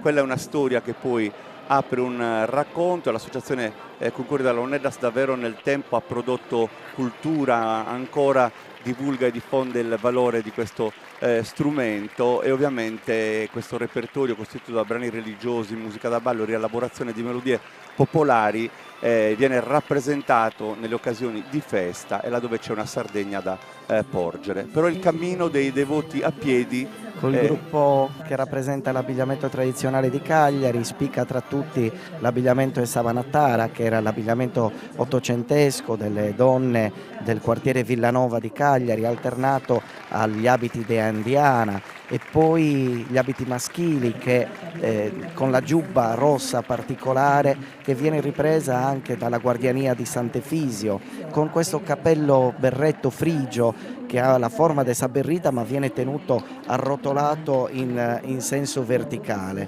È molto interessante la ricostruzione il lavoro di ricostruzione che è stato fatto dal gruppo Villanova in particolare, dove ogni dettaglio è stato curato fino all'ennesimo appunto più piccolo dettaglio. Come abbiamo visto ci sono diverse tipologie dell'abbigliamento tradizionale. Cagliari è una città, era e sempre stata capoluogo della nostra isola, una città così grande e quindi tante tipologie dell'abbigliamento. Tra l'altro guarda Giuliano, c'è anche il pescatore di Giorgino che cammina scalzo con un fiocco verde contro il malocchio legato agli alluci dei piedi. Quello in particolare, come vogliamo sottolineare, Cagliari apre, così come Cagliari Giorgino prosegue, per poi fare tappa a Capoterra, San Roque, Villa San Pietro e Pula, cioè i luoghi di sosta. Questa prima parte sono rappresentati quelli del viaggio di Sant'Efisio verso il luogo del martirio. Certo, nel particolare ora stiamo vedendo appunto gli abitanti del quartiere di Giorgino, che è il quartiere dei pescatori, quindi abiti molto semplici, l'utilizzo delle scarpe era limitato perché lavoravano stando in acqua e quindi era, come dire, un quartiere distante dalla città per quanto fosse nella città, e lo si vede anche dal tipo di abbigliamento che viene indossato dalle persone che stamattina partecipano alla processione di Sant'Efisio. E dopo la processione tradizionale di Cagliari, il corteo di Sant'Efisio percorre proprio il ponte che attraversa la laguna di Santa Gilla e che collega Giorgino a Cagliari. Arriva nella piazza del villaggio dei pescatori, dove si trova la chiesetta dedicata a Sant'Efisio. A Sant'Efisio, che poi prosegue il suo viaggio verso Capoterra, che come dicevo è uno dei pochi paesi della Sardegna che ha Sant'Efisio come patrono. L'abbigliamento tradizionale di Capoterra si rifà a quello che è il tipico abbigliamento del sud della nostra isola, del Campidano di Cagliari nel particolare, e diciamo che comunque Cagliari dettava un po' la moda per i paesi intorno. E infatti nel pomeriggio di oggi, dopo la sosta a Giorgino, per il cambio d'abito e di mezzo di trasporto che abbiamo prima ben descritto, comincia il pellegrinaggio verso San Roque, passando per la Maddalena Spiaggia, dove riceve l'omaggio dei devoti di Capoterra, che in passato si chiamava Villa Sant'Efisio. Esattamente. Come abbiamo visto, il viaggio prosegue. Ora vediamo inquadrato il gruppo di persone che proviene da San Roque, e anche qui grande festa e negli ultimi anni una ricostruzione dell'abbigliamento tradizionale con un recupero dei capi conservati, dimenticati nei cassetti dei loro avi, e questo è stato molto interessante per riportare ad una tradizione più fedele, appunto. San Rocca, dalla montagna che sovrasta l'abitato, questa dovrebbe essere un po' l'origine del nome, me lo confermava l'altra sera il sindaco proprio a San Giorgio, però Sharak si dice anche potrebbe essere invece il termine fenicio che significa grappolo d'uva, che potrebbe essere una delle ipotesi spendibili. Poi da Cagliari, immersa nel verde di un grande parco, troviamo Villa Dorri, che dal 1800 divenne la residenza estiva della Casa Savoia. Un luogo straordinario, non so se tu l'hai mai visitato, c'è un parco incredibile, un luogo veramente meraviglioso, Villa Dorri, e da lì appunto da Villa Dorri a San Roque e subito dopo a Villa San Pietro, Bidda Santuverdu, come viene chiamata dagli abitanti di questa cittadina. E come abbiamo detto più volte nel corso di questa mattinata, Sì. Stamattina abbiamo il piacere di poter ammirare diversi abiti che sono stati ricostruiti con attenzione e dovizia di cura nei particolari. Un centro interessante del Basso Sulcis, Villa San Pietro, con origini romani e tradizioni secolari. È nato intorno all'anno 1000 e prende il nome dalla graziosa chiesa romanica di San Pietro e conta circa 2000 abitanti ed è uno dei pochissimi paesi in Sardegna in crescita demografica costante negli anni, e quindi un po' in controtendenza rispetto ai paesi dello spopolamento. E ovviamente le tappe della festa di Sant'Efisio, il Cocchio del Santo il 2 maggio passa per Villa San Pietro prima di proseguire per Nora, e poi il 4 maggio ovviamente fa una nuova sosta a Villa Azzori. Poi Pula. Sì, e adesso vediamo la processione dei figuranti, delle persone che indossano l'abito tradizionale di Pula. È molto bello ricordare le tante persone che sono veramente profondamente devote a Pula nei confronti di Sant'Efisio. Si preparano da giorni per accoglierlo nella giornata di domani, ed è una festa grandissima a Pula. Già da stasera ci sono tutta una serie di manifestazioni, però diciamo che la festa vera e propria a Pula si svolge a partire da domani 2 maggio, 2 e 3 maggio, e poi il 4 Sant'Efisio riparte. È il luogo dell'esecuzione Nora, Lì viene eretta una piccola chiesa. Il 5 gennaio dell'anno 303 d.C. viene decapitato Efisio di Elia, capitano dell'esercito imperiale romano inviato in Sardegna per combattere i cristiani. È qui che si converte alla nuova fede, decisione che gli sarà fatale. Efisio viene da una famiglia aristocratica di Elia nell'Asia minore. E ovviamente Nora è la prima città della Sardegna, diversi storici, alcune epigrafi. Fenice del VIII secolo a.C. ritrovate a Nora indicano questa città come la prima della Sardegna, quindi davvero un luogo particolare per tanti motivi e ovviamente meta di tanti visitatori. Assolutamente. Abbiamo visto ora passare di fronte a noi Pirri anticamente era legata a Monserrato e si chiamava semplicemente Pauli, si raccontava di Pauli Pirri, che fa parte, Pirri oggi fa parte appunto della città metropolitana di Cagliari, è una frazione della città di Cagliari e dove ci sono tutte le tipologie di abbigliamento tradizionale della nostra isola. E poi Selargius, una storia che affonda le sue radici in tempi lontanissimi, nota fin dai tempi romani per la sua operosità, deve il suo nome ad un grande deposito di prodotti agricoli che i romani chiamarono cellarium, poi la chiesa di San Giuliano, il matrimonio selargino. Davvero anche Selargius, pur essendo un centro che è città, ha saputo conservare tanto di tradizioni e di cultura. Tra l'altro è uno dei centri più grandi dell'area metropolitana di Cagliari e tra l'altro, Giuliano, io devo salutare i miei alunni, io insegno a Selargius. Lo devi fare, sì. Devo salutare i miei 200 alunni della scuola media di Selargius. È molto interessante anche in questo caso il lavoro di recupero dell'abbigliamento di Selargius, perché c'è una grandissima attenzione perfino a dove vengono posizionati i gioielli e anche nella cura e nel recupero dei tessuti utilizzati nei determinati periodi storici, quindi una grande ricostruzione storica molto molto molto interessante. Ecco, siccome tu hai salutato i tuoi alunni, fammi salutare Sagrugi Santa, che è l'associazione di Cagliari Pirri, ma anche poi l'associazione Fedora Puzzo e Chellarius, che sfilano insieme uno dietro l'altro quest'anno proprio per rappresentare la comunità d'appartenenza. E poi a Semini Cereginsu, ancora vediamo la formazione proveniente da Selargius appunto. E a proposito di matrimoni, negli fine anni 60, inizio anni 70, anche a Semini aveva il suo famoso matrimonio a Seminese e hanno conservato questa memoria anche nella rappresentazione dei loro abiti. Anche in questo caso diverse tipologie dell'abbigliamento, perché sai bene Giuliano che le donne soprattutto indossavano abiti differenti in base all'appartenenza al ceto sociale ma soprattutto allo stato civile. Una ragazza di 15 anni non avrebbe mai indossato un abito indossato da una donna di 60 anni.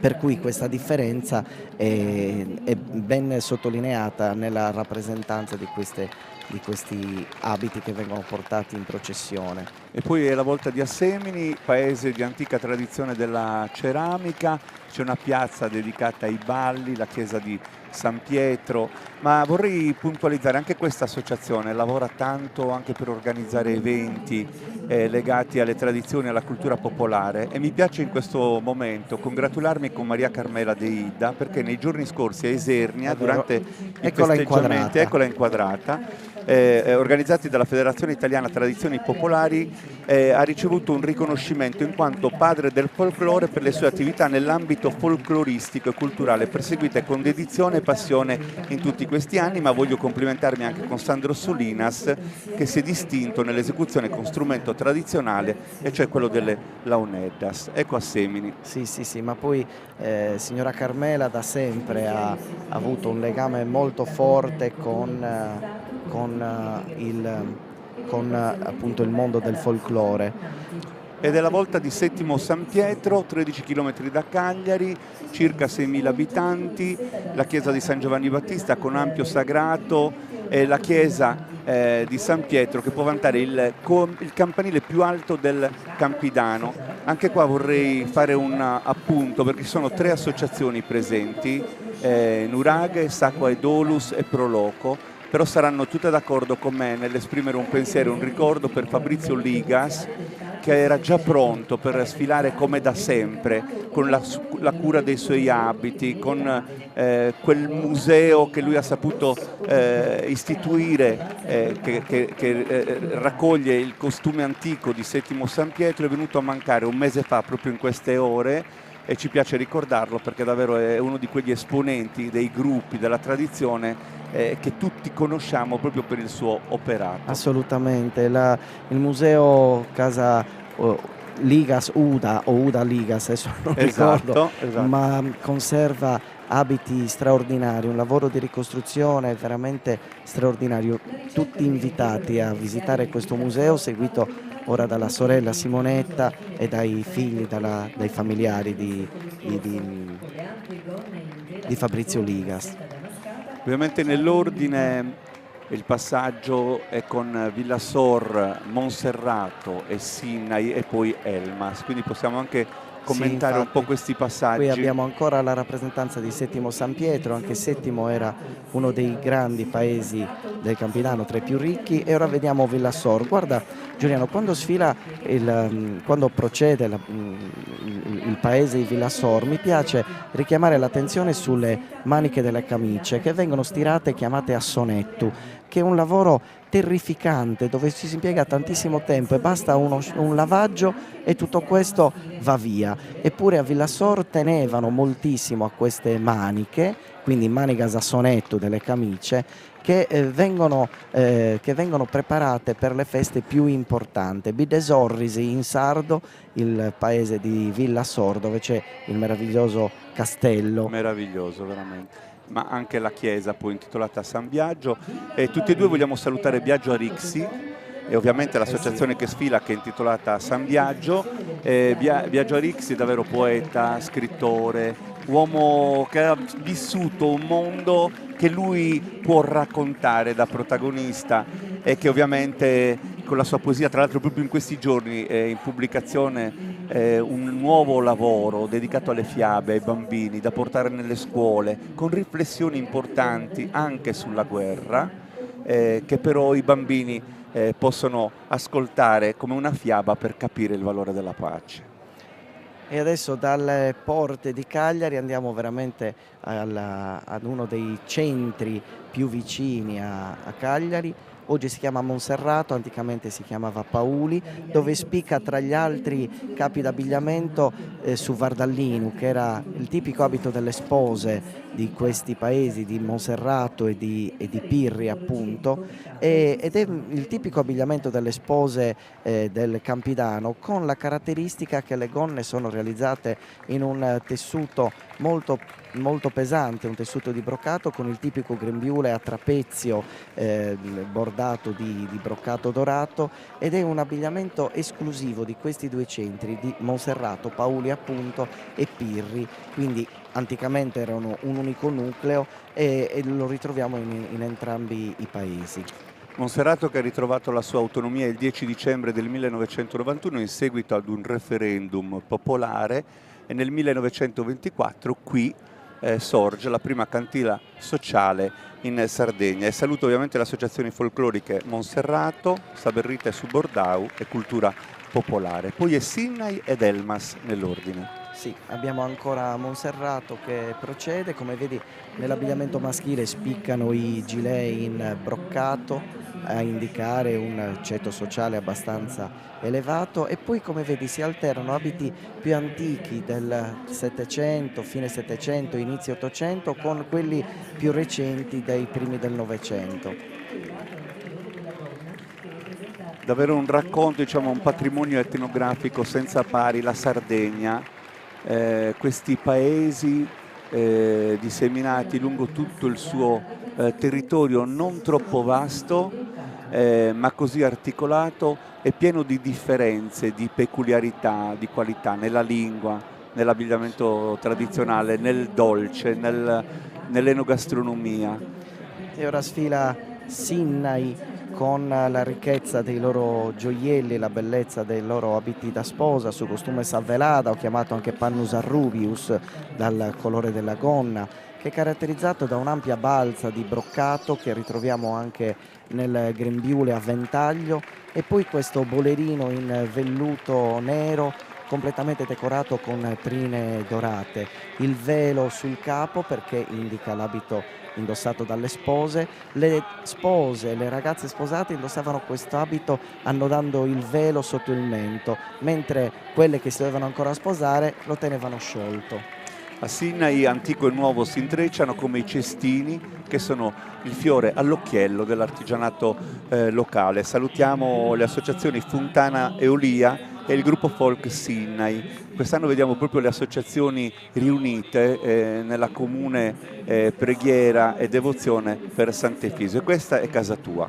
Eh sì, ora è il momento di Sumasu, l'antica villa del Mas e il Mas è ormai un paese, grosso paese di quasi 10.000 abitanti, con un'antica chiesa, la chiesa di Semelia, prospiciente l'aeroporto. Ancora ritroviamo anche qui i tipici abiti del Campidano, con Sagonnedda Bodrau, la gonna di Bordau, questo tessuto di cotone a righe rosse e blu. Ricalca, diciamo, quello che è l'abbigliamento tipico del Campidano di Cagliari, Suspensu, del quale abbiamo parlato, il Baschinasa, che sono tutti capi d'abbigliamento, giacchini indossati tra fine Settecento e inizio Ottocento e mantenuti ancora fino ai primi del Novecento. Sanassa è l'associazione culturale rappresentata. Permettimi di rivolgere da qua un applauso a tua mamma Peppina. Quartucciu. E andiamo a Quartucciu. Sai che Quartucciu anticamente si chiamava Quartu Iosso per distinguerla dalla città di Quarto, da Quarto, perché c'è proprio un fiume che divide i due centri. Quartucciu anche in questo caso grande attenzione nella ricostruzione dell'abbigliamento tradizionale. Io dico queste cose perché purtroppo nel corso della storia, negli ultimi 40 anni, si era andato un po' perdendo quello che era il rispetto della tradizione, della cura dell'abbigliamento, e in questo caso tante associazioni che, come abbiamo detto prima, hanno lavorato semplicemente per passione, sono riuscite a riportare gli abiti così come potevano essere 150 anni fa, rispettando assolutamente quelli che erano i canoni estetici di quel modo di indossare gli abiti, senza voler per forza mostrarsi per qualcosa di diverso. Nota anche le acconciature: le ragazze, le bambine non dovevano indossare il fazzoletto a differenza delle donne, e quindi anche le acconciature hanno una loro attenzione. C'è già una proiezione sul Monastir di Quartucciu. Mi piace pensare alla chiesa di San Giorgio, che è il patrono di Quartucciu, la Madonna della Difesa, molto vissuta dagli abitanti di questa località, ma mi piace anche pensare alla seconda parrocchia di Quartucciu, che è dedicata a San Pietro Pascasio, eretta canonicamente nel 71, e nell'89 sono terminati i suoi lunghi lavori. E Don Enrico Murgia ovviamente è un amico che ha il piacere di essere parte di questa parrocchia, che io ho visitato a settembre con delle persone meravigliose che la frequentano. Abbiamo visto sfilare i rappresentanti di Muristeni, di Monastir, e adesso è la volta di Sestu, i nostri il nome di Monastir nascerebbe da Solmuristenes, che sono quelle casette delle quali tanto ha parlato Grazia Deledda nei suoi romanzi. Nel nuorese vengono chiamate Cumbessias, sì. Nell'altre zone appunto sono chiamate Muristenes. Teniamo presente che esiste in Tunisia una città molto importante che si chiama proprio Monastir, esatto. L'associazione Gruppo Folk Janas ha rappresentato questa importante località alle porte di Cagliari. E poi Sestu. È la volta di Sestu, anche qui grosso centro agricolo di grande importanza nel Campidano di Cagliari. Interessanti sono i nomi, con le pietre miliari che indicavano la distanza dal centro Caralis verso questi luoghi, per cui Sestu era a 6 miglia romane dalla capitale, da Caralis. San Gemiliano, l'area archeologica, protegge e include l'antica chiesa campestre di fattura vittoriana risalente al secolo XIII in stile romanico, apparteneva ad un villaggio scomparso. Sì, Sant'Umillano è un luogo molto sentito dai sestesi, dove d'estate vanno a prendere il fresco. Sta sfilando di fronte a noi il paese di Serrenti. Santa Vitalia e il costume. Serrenti è un centro del Medio Campidano ai confini tra la Tregenta, la Marmilla e il Campidano, e ovviamente anche da parte delle associazioni che fanno da portatrici di cultura di Serrenti c'è l'aver rimesso insieme le parti dell'abbigliamento tradizionale, l'esecuzione delle danze, quei suoni che appartengono alla campagna poi tradotti nelle piazze degli altri della festa, e poi Maracalagonis. Sì, Maracalagonis come Sinnai, come Settimo San Pietro si distingue tra gli abiti campidanesi per la ricchezza nei ricami, nei gioielli, perché di madre in figlia questi gioielli venivano consegnati proprio attraverso una discendenza al femminile, e come vediamo appunto sull'asu, che è questo gioiello preminente nell'abbigliamento di Maracalagonis, costituito da 3 parti, su vrocu, su domino e su pendenti, sono completamente lavorati in filigrana e impreziositi con appunto pietre preziose. Ecco, fammi dire una cosa, perché sfila nel gruppo di Maracalagonis anche Francesca Fadda, il sindaco, e ieri mi raccontava di questi gioielli ereditati di famiglia, quelli che appartenevano ai ricchi del Campidano, un rosario tutto in oro, lo scialle e il grembiule che lei potrebbe indossare solo ed esclusivamente in questa occasione, perché per Sant'Efisio si vanno a ricercare le cose più belle, quelle che nelle altre occasioni non puoi permetterti di sciupare o di mettere a rischio, e invece qui tutto viene veramente valorizzato. Assolutamente, Sant'Efisio è l'occasione per tirare fuori dai cassetti tutto ciò che si conserva gelosamente. Serramanna nell'ordine, Uta e Quartu Sant'Elena. E siamo sempre nell'area del Campidano, stiamo vedendo sfilare tutti i gruppi che appartengono all'area del Campidano di Cagliari, appunto, dove i tessuti che incontriamo sono fondamentalmente gli stessi, ma trattati in maniera differente, con in questo caso i grembiuli realizzati prevalentemente in seta o in tessuti damascati, gli scialli in seta impreziositi dalle lunghissime frange in seta lavorata a macramè, e poi troviamo i copricapi particolari. Il copricapo caratterizzato dal sombrero è un elemento che caratterizza l'abbigliamento del tardo Settecento sardo, recuperato in questi ultimi anni, che affiancava la tradizionale berritta, perché sa berritta, come sappiamo, è il copricapo utilizzato in tutta la Sardegna, ma la moda esterna, probabilmente la reminiscenza spagnola, ha fatto conservare ancora l'antico sombrero che viene utilizzato ancora durante queste occasioni. E quindi adesso scorre di fronte a noi. Siamo sempre con la rappresentanza di Uta, che poi cede il passo a Quartu Sant'Elena. Fammi dire di Uta ovviamente l'evento con Ballus, che è il Festival Internazionale del Folklore, e altre iniziative che vengono organizzate. Sì, la chiesa di Santa Maria. La chiesa di Santa Maria, che è straordinaria, è una chiesa romanica collocata oggi in un parco meraviglioso che è il cuore delle feste più importanti di Uta. Quartu Sant'Elena, abbiamo già accennato durante il passaggio delle Tracas, altro centro importantissimo, la terza città della Sardegna.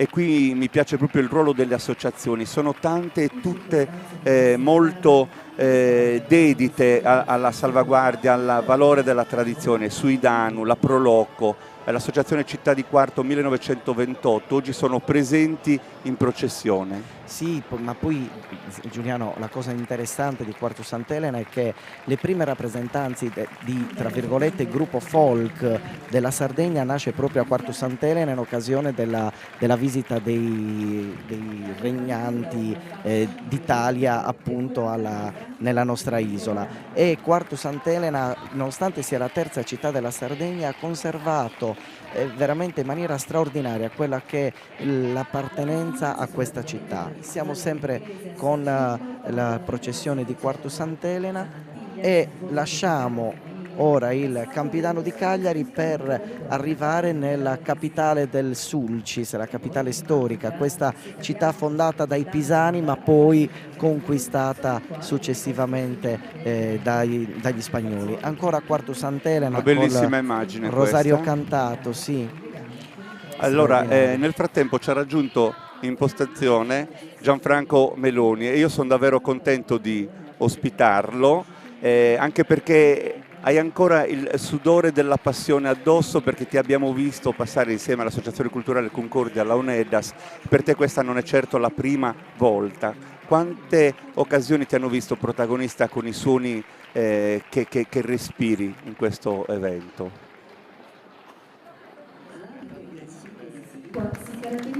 Tanti e tanti anni, sin da ragazzino. Prima ancora che suonassi accompagnavo il maestro Luigi Lai per aiutarlo, per portare anche i piccoli amplificatori. Quindi ancora prima che suonassi avevo gustato questa festa che ti resta nel cuore, una festa che noi suonatori di Launedda sentiamo particolarmente. La sentiamo perché la devozione al santo, perché il suono delle Launeddas già nel pensiero comune ricorda Sant'Efisio, a prescindere.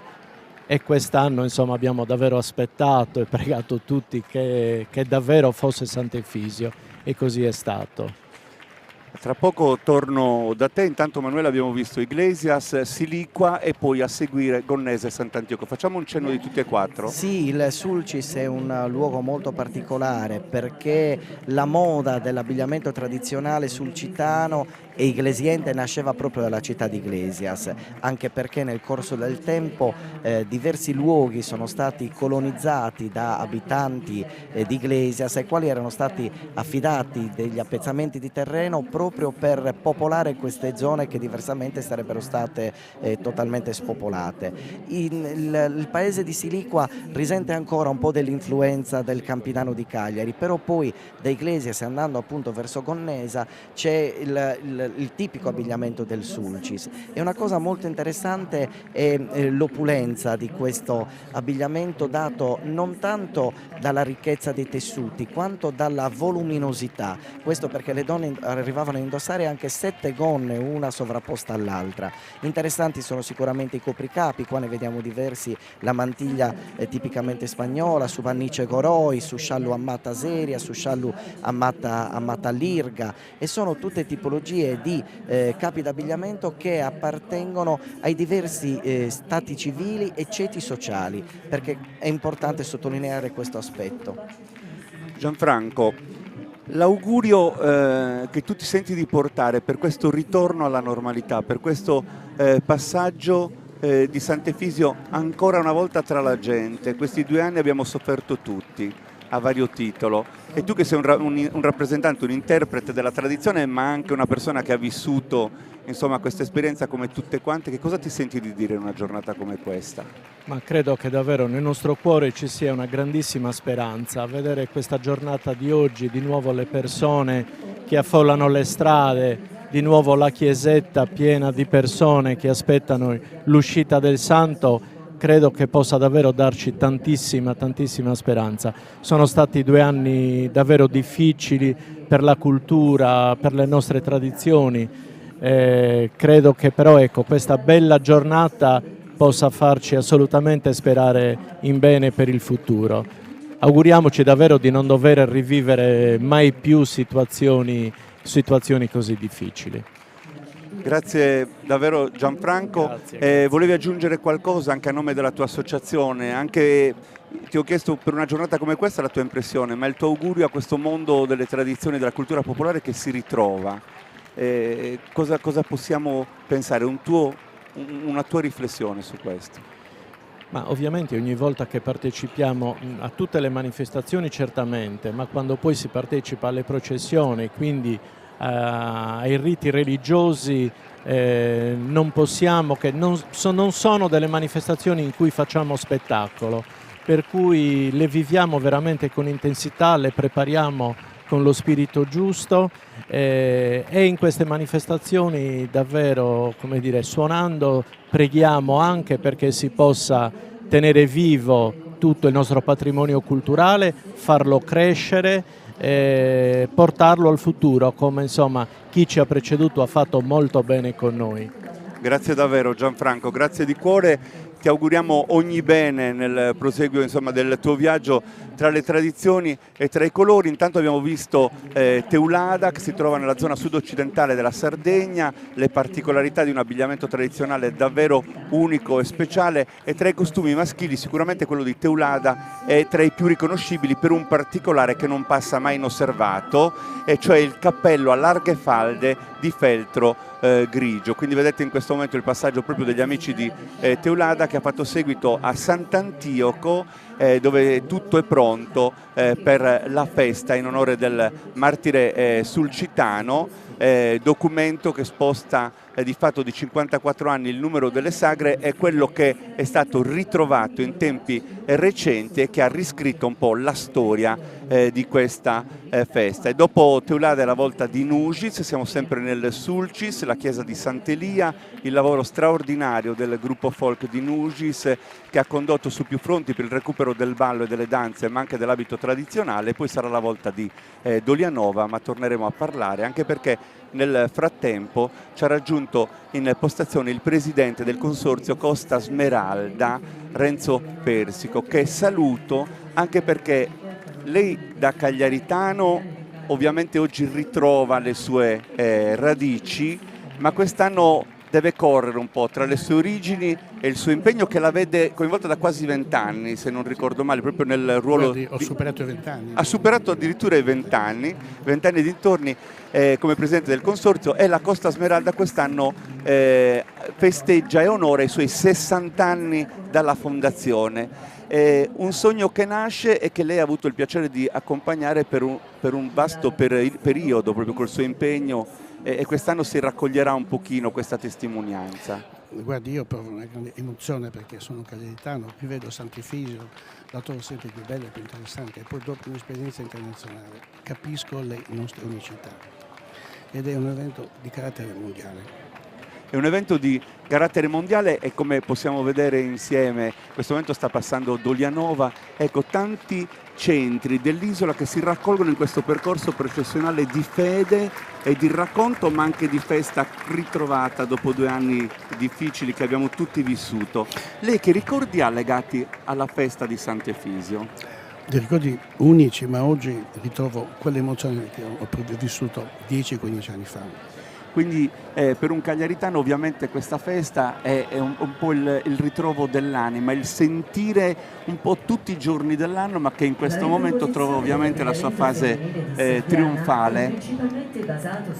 Sentiamo molto in cuffia il rumore esterno, se ce lo potete abbassare per piacere dalla regia. Dicevo, 60 anni dalla fondazione della Costa Smeralda, come vi apprestate ad onorare questo anniversario importante? Noi abbiamo ipotizzato una serie di eventi, cultura, giornalismo, spettacolo, ma tradizioni, e abbiamo dedicato alla Sardegna una pagina di 6 eventi, perché non si può celebrare la costa senza celebrare l'isola. Noi siamo una parte dell'isola e mi auguro che ci sia più Sardegna in Costa Smeralda. La Sardegna in Costa Smeralda, la Costa Smeralda parte di una Sardegna che negli anni è cambiata, ma che non ha perso il suo fascino, la suggestione del suo mare, di quel racconto che ovviamente lì fiorisce. C'è un po' uno slogan, il colore dei sogni.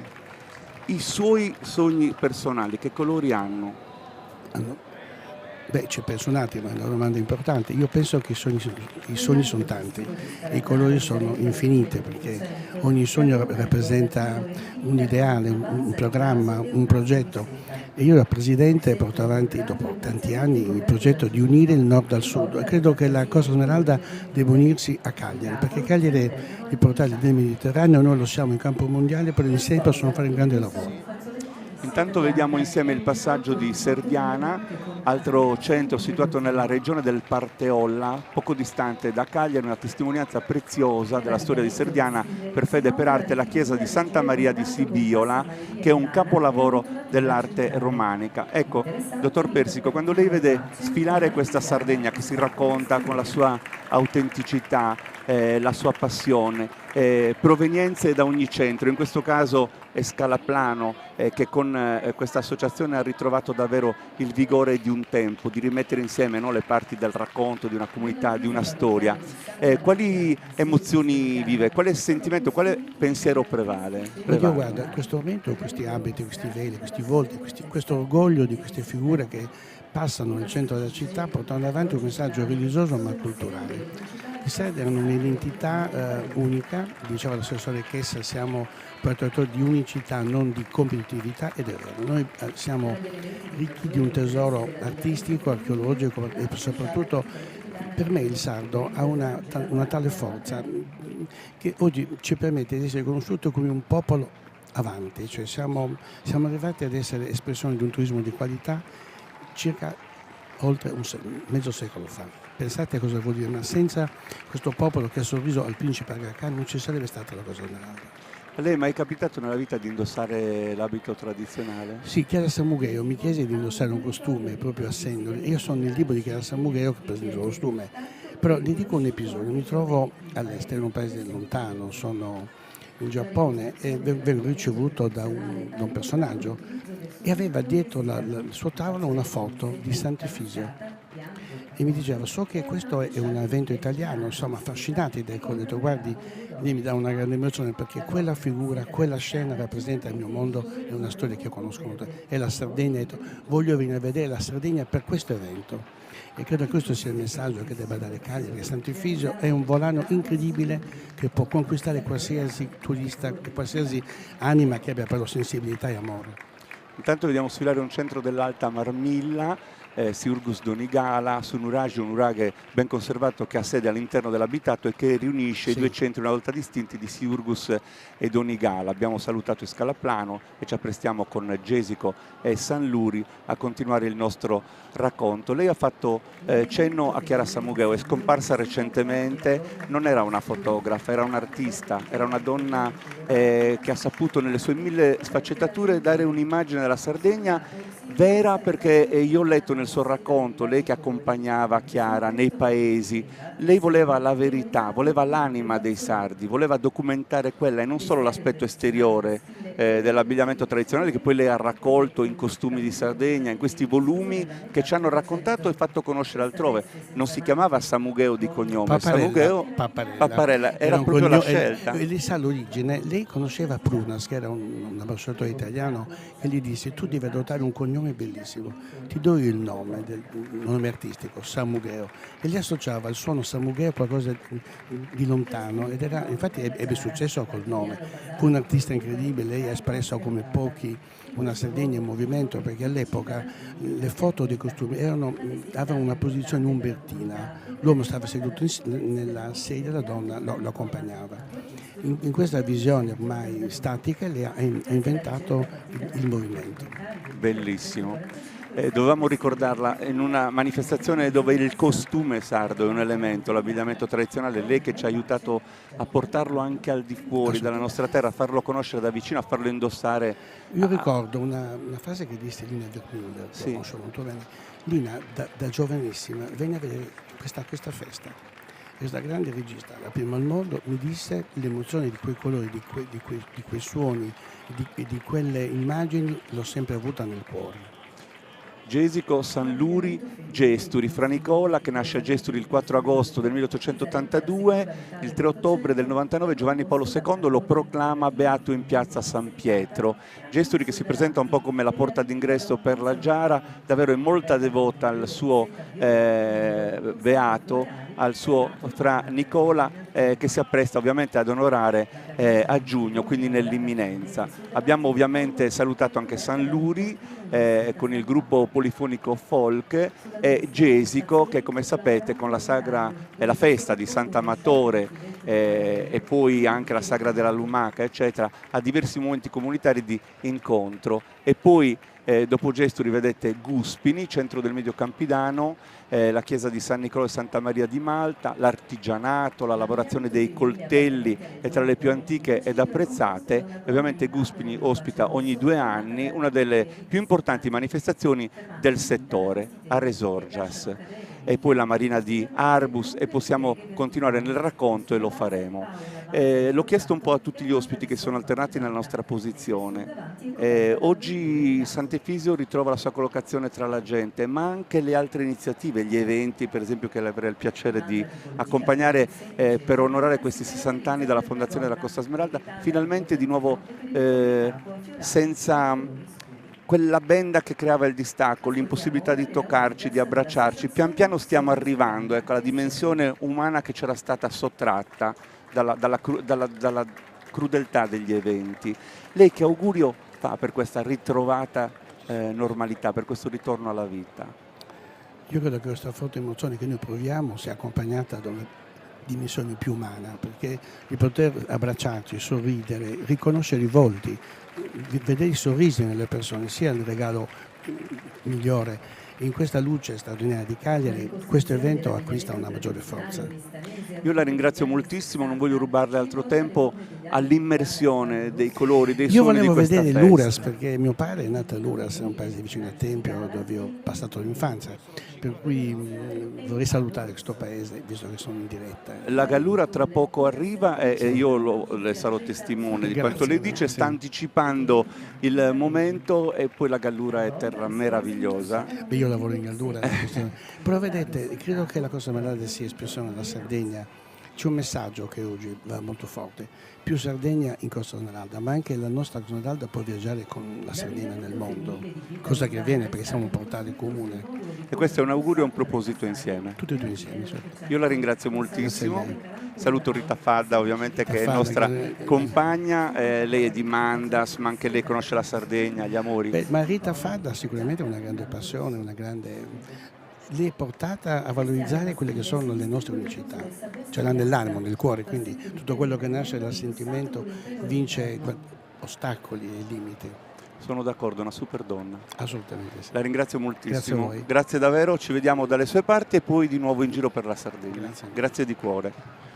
Allora intanto abbiamo potuto salutare Villa Cidro, il paese dei cedri, Gabriele D'Annunzio lo ha visitato, ha accolto le bellezze, e poi l'associazione culturale Sonus de Canna, un'esperienza culturale e musicale che ha avuto inizio a Ortacesus nel 78 presso la scuola laboratorio di Dionigi Burranca, e poi Oristano che nel 2021 con il gruppo folk Città di Oristano festeggia i 60 anni di storia, proprio nel momento della pandemia, quindi quest'anno ritrova anche il vigore che un anno fa ha dovuto mettere un attimo nel cassetto. La sagra di Sant'Efisio, allora si chiamava così, fu lo scenario d'esordio del gruppo folk Città di Oristano, e anche la città della Sartiglia, e stiamo parlando già adesso della provincia di Oristano e arriviamo anche a Villa Urbana. Provincia di Oristano, il gruppo Città di Oristano è uno dei gruppi storici della nostra isola che ha dettato un po' le regole di quello che è il mondo del folklore.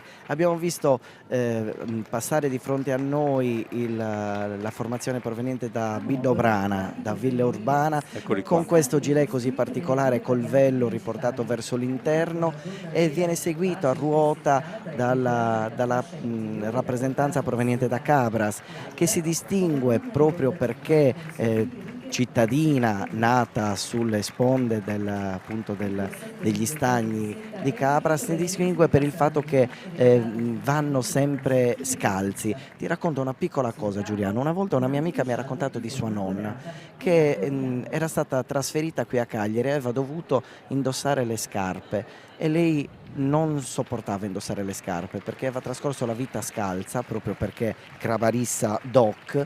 Ebbene, non indossando le scarpe non si ammalava mai. Quando ha iniziato a indossare le scarpe, soprattutto quelle che usavano le donne anziane in feltro, le inzuppava d'acqua e puntualmente si ammalava. Questa è una delle caratteristiche del modo di indossare l'abbigliamento tradizionale da parte degli abitanti storici della cittadina di Cabras. E per Cabras non si può non citare la corsa degli scalzi.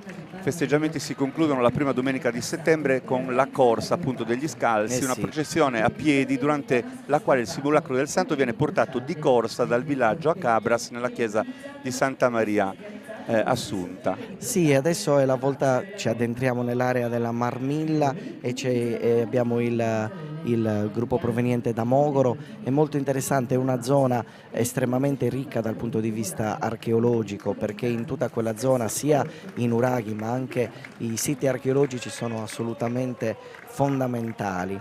Vedo sfilare ora di fronte a noi una rappresentanza proveniente da Basanta, quindi ci siamo trasferiti nell'area del Montiferru, questa catena montuosa così importante nella zona centro-occidentale della nostra isola, con alcuni elementi interessanti dell'abbigliamento tradizionale. Rispetto agli abiti del Campidano vediamo dismessi dalle donne i fazzoletti che coprono il petto, cosa che troviamo in tutto il Campidano di Oristano e Campidano di Cagliari, mentre andando più a nord questo capo d'abbigliamento viene assolutamente abbandonato dalle donne. Le camicie sono accollate e ricamate, però non si indossa più il fazzoletto che copre il petto femminile. Questo capo d'abbigliamento viene introdotto perché i corpetti, pavigettas, accossusu o imbustos tendevano a sollevare un po' il seno, e questo era un elemento che non veniva gradito tanto dalla Chiesa, per cui il fazzoletto aveva questa funzione di nascondere un po' alla vista le grazie delle donne. Ilarzi, Ghilarza. Ovviamente dopo Basanta Ghilarza sono due centri veramente a pochi respiri l'uno dall'altro. Nel caso di Abbasanta, paese che si raccoglieva a schiera intorno alle due chiese di Santa Caterina e Santa Amada, il Nuraghelosa, uno dei suoi monumenti dell'arte nuragica, esatto. E invece Ghilarza, altro centro dell'Alto Oristanese che sorge su un altopiano della medievale del Tirso e che dista 37 km da Oristano, che è il capoluogo. Questo paese, dalle case di pietra ferrigna, dagli orti odoranti di menta e di limoni, è ricordato negli scritti di Antonio Gramsci, che in esso trascorse la sua infanzia e che amò come si amano le cose perdute e ingentilite dalla memoria. Ma anche qua mi viene in mente la chiesa romanica di San Palmerio, la torre aragonese, il lavoro straordinario delle nostre amiche e dei nostri amici. Ci sono due associazioni veramente una più bella dell'altra per il lavoro che impiegano nella salvaguardia e nel recupero della tradizione popolare. E ora vediamo gli amici che provengono da Busacchi. Pensa che proprio qui a Palazzo Baccaredda, nella sala dei matrimoni, ci sono i dipinti di Filippo Figari che rappresentano proprio le nozze, dove c'è una coppia che indossa l'abbigliamento di Busacchi. Fino a pochi anni fa Busacchi era uno dei pochissimi paesi dove ancora le donne quotidianamente indossavano l'abbigliamento tradizionale, diciamo così. C'è una cronaca che sottolinea l'evento di una trasferta nel 1948 di un gruppo di persone in abito tradizionale di Busacchi che partecipa al Festival di Agrigento. La cronaca di allora. Si riconoscono le ragazze di Busacchi dal biancheggiare del loro inconfondibile copricapo di candida tela. Il costume da sposa invece reca un ampio, finissimo velo ricamato. Così come è rimasto. E dopo Busacchi è la volta di Laconi, la piccola Assisi dei Sardi, così è stato ribattezzato questo centro del Sarcidano di oltre 2000 abitanti in provincia di Oristano, un parco meraviglioso che io ho visitato la scorsa estate e ne sono rimasto estasiato. Laconi è uno dei centri della Sardegna che amo di più, col suo castello medievale, con la festa di fede e devozione in onore di Sant'Ignazio che si celebra ad agosto, questo santo della semplicità. E si dice che da sempre meta di ospiti illustri e di visitatori, anche Eleonora d'Arborea amasse trascorrere lunghi periodi di villeggiatura nel castello di Laconi. E ora ci spostiamo in Barbagia. questa volta arriviamo ad Arezzo con questa giusta posizione di colori e forme così particolari. Sicuramente salta immediatamente all'occhio questo grembiule così particolare, le gonne che hanno una semplice forma di rettangolo che viene annodato sui lati intorno alla vita delle ragazze, ma poi questo grembiule così particolare che ricorda, per chi si intende un po' di storia dell'arte, la famosa dea dei serpenti della civiltà cretese, nella quale appunto si ritrovano alcuni elementi che tornano indietro veramente di migliaia di anni. Interessante sicuramente è, come dicevo, l'intarsio di tessuti e colori che si mescolano per dare vita a questi gilet, questi giacchetti così particolari. E come noterai, Giuliano, la parte anteriore di queste maniche viene tenuta aperta rispettando quella che era la moda del del primo Rinascimento italiano, quando ancora non si conoscevano le geometrie nella realizzazione dei tessuti, per cui per consentire l'articolazione degli arti si preferiva lasciare aperte alcune parti dei capi d'abbigliamento, e questo capo di abbigliamento ha mantenuto la foggia probabilmente almeno dal 1400. Hai usato il termine intarsi.